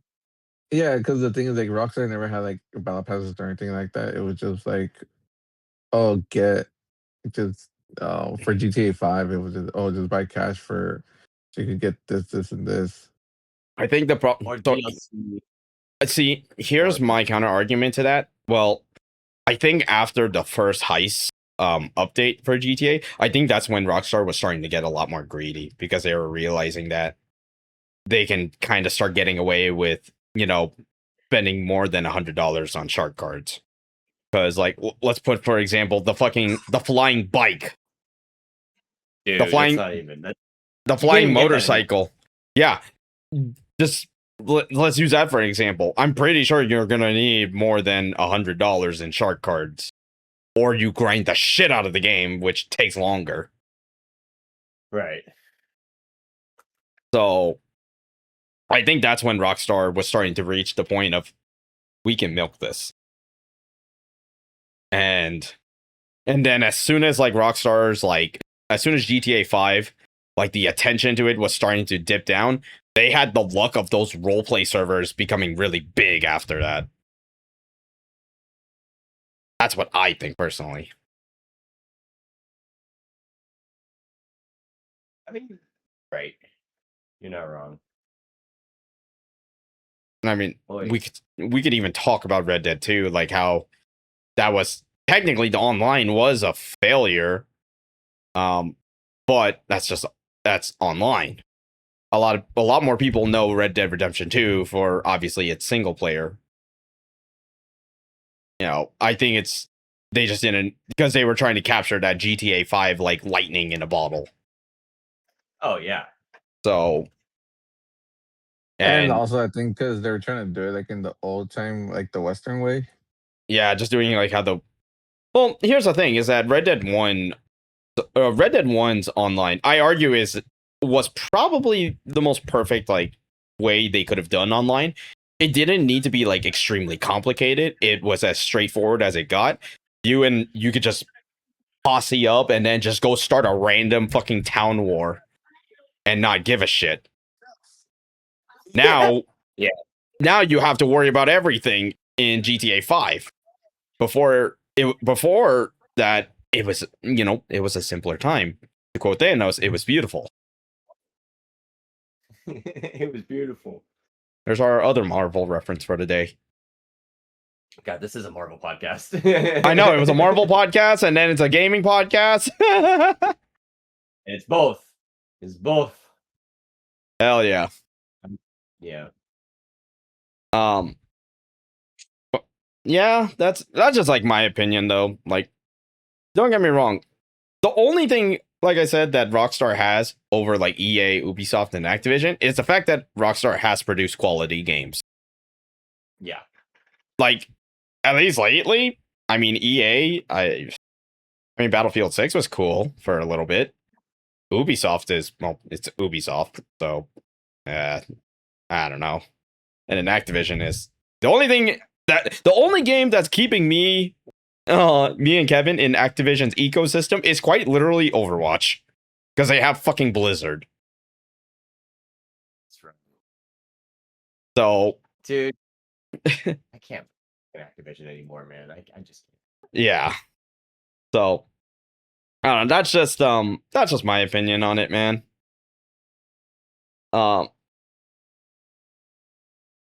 But anybody who wants to kind of join in on that conversation, leave it in the comment section down below. I want to thank these fine gentlemen for joining me on this podcast on this Monday evening this time around. Thank you guys for always joining on these. Yeah. No, All right. absolutely, sir. And I think we gotta I gotta start rolling out the outros. Mr. Trevor, where can everyone find you, sir? You can find me at Instagram at PJ_DYNO. No big projects coming up yet, but they will be, so stay tuned. And yeah, also for music, shout out Josh for Read Your Mind, sorry, which is RDY or MND, also Instagram, but also Apple Music, Spotify, RDY or MND. He's also on YouTube Music as well. Yes, he is.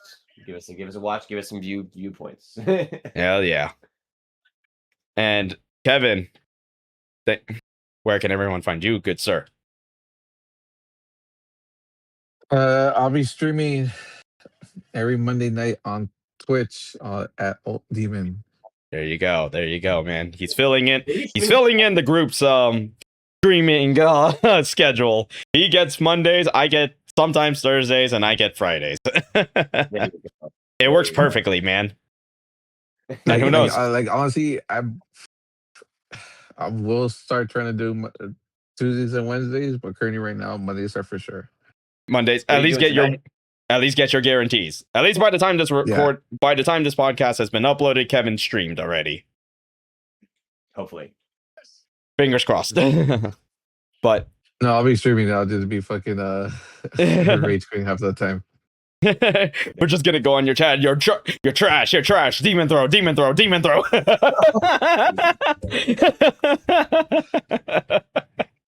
I'm sorry. That's crazy. That's crazy. Otherwise, Kevin will be getting drunk on stream or something. I don't fucking know. Damn. You know what we should get Kevin to do is we should be getting him to do the rage games also. I'm just gonna hear just a crash like in the back. And I'm just gonna be like, I'll just be like, huh? What? I was like, Kev, what was that? And he's like, something just fell. Yeah, don't worry about it. Yeah, don't worry about it.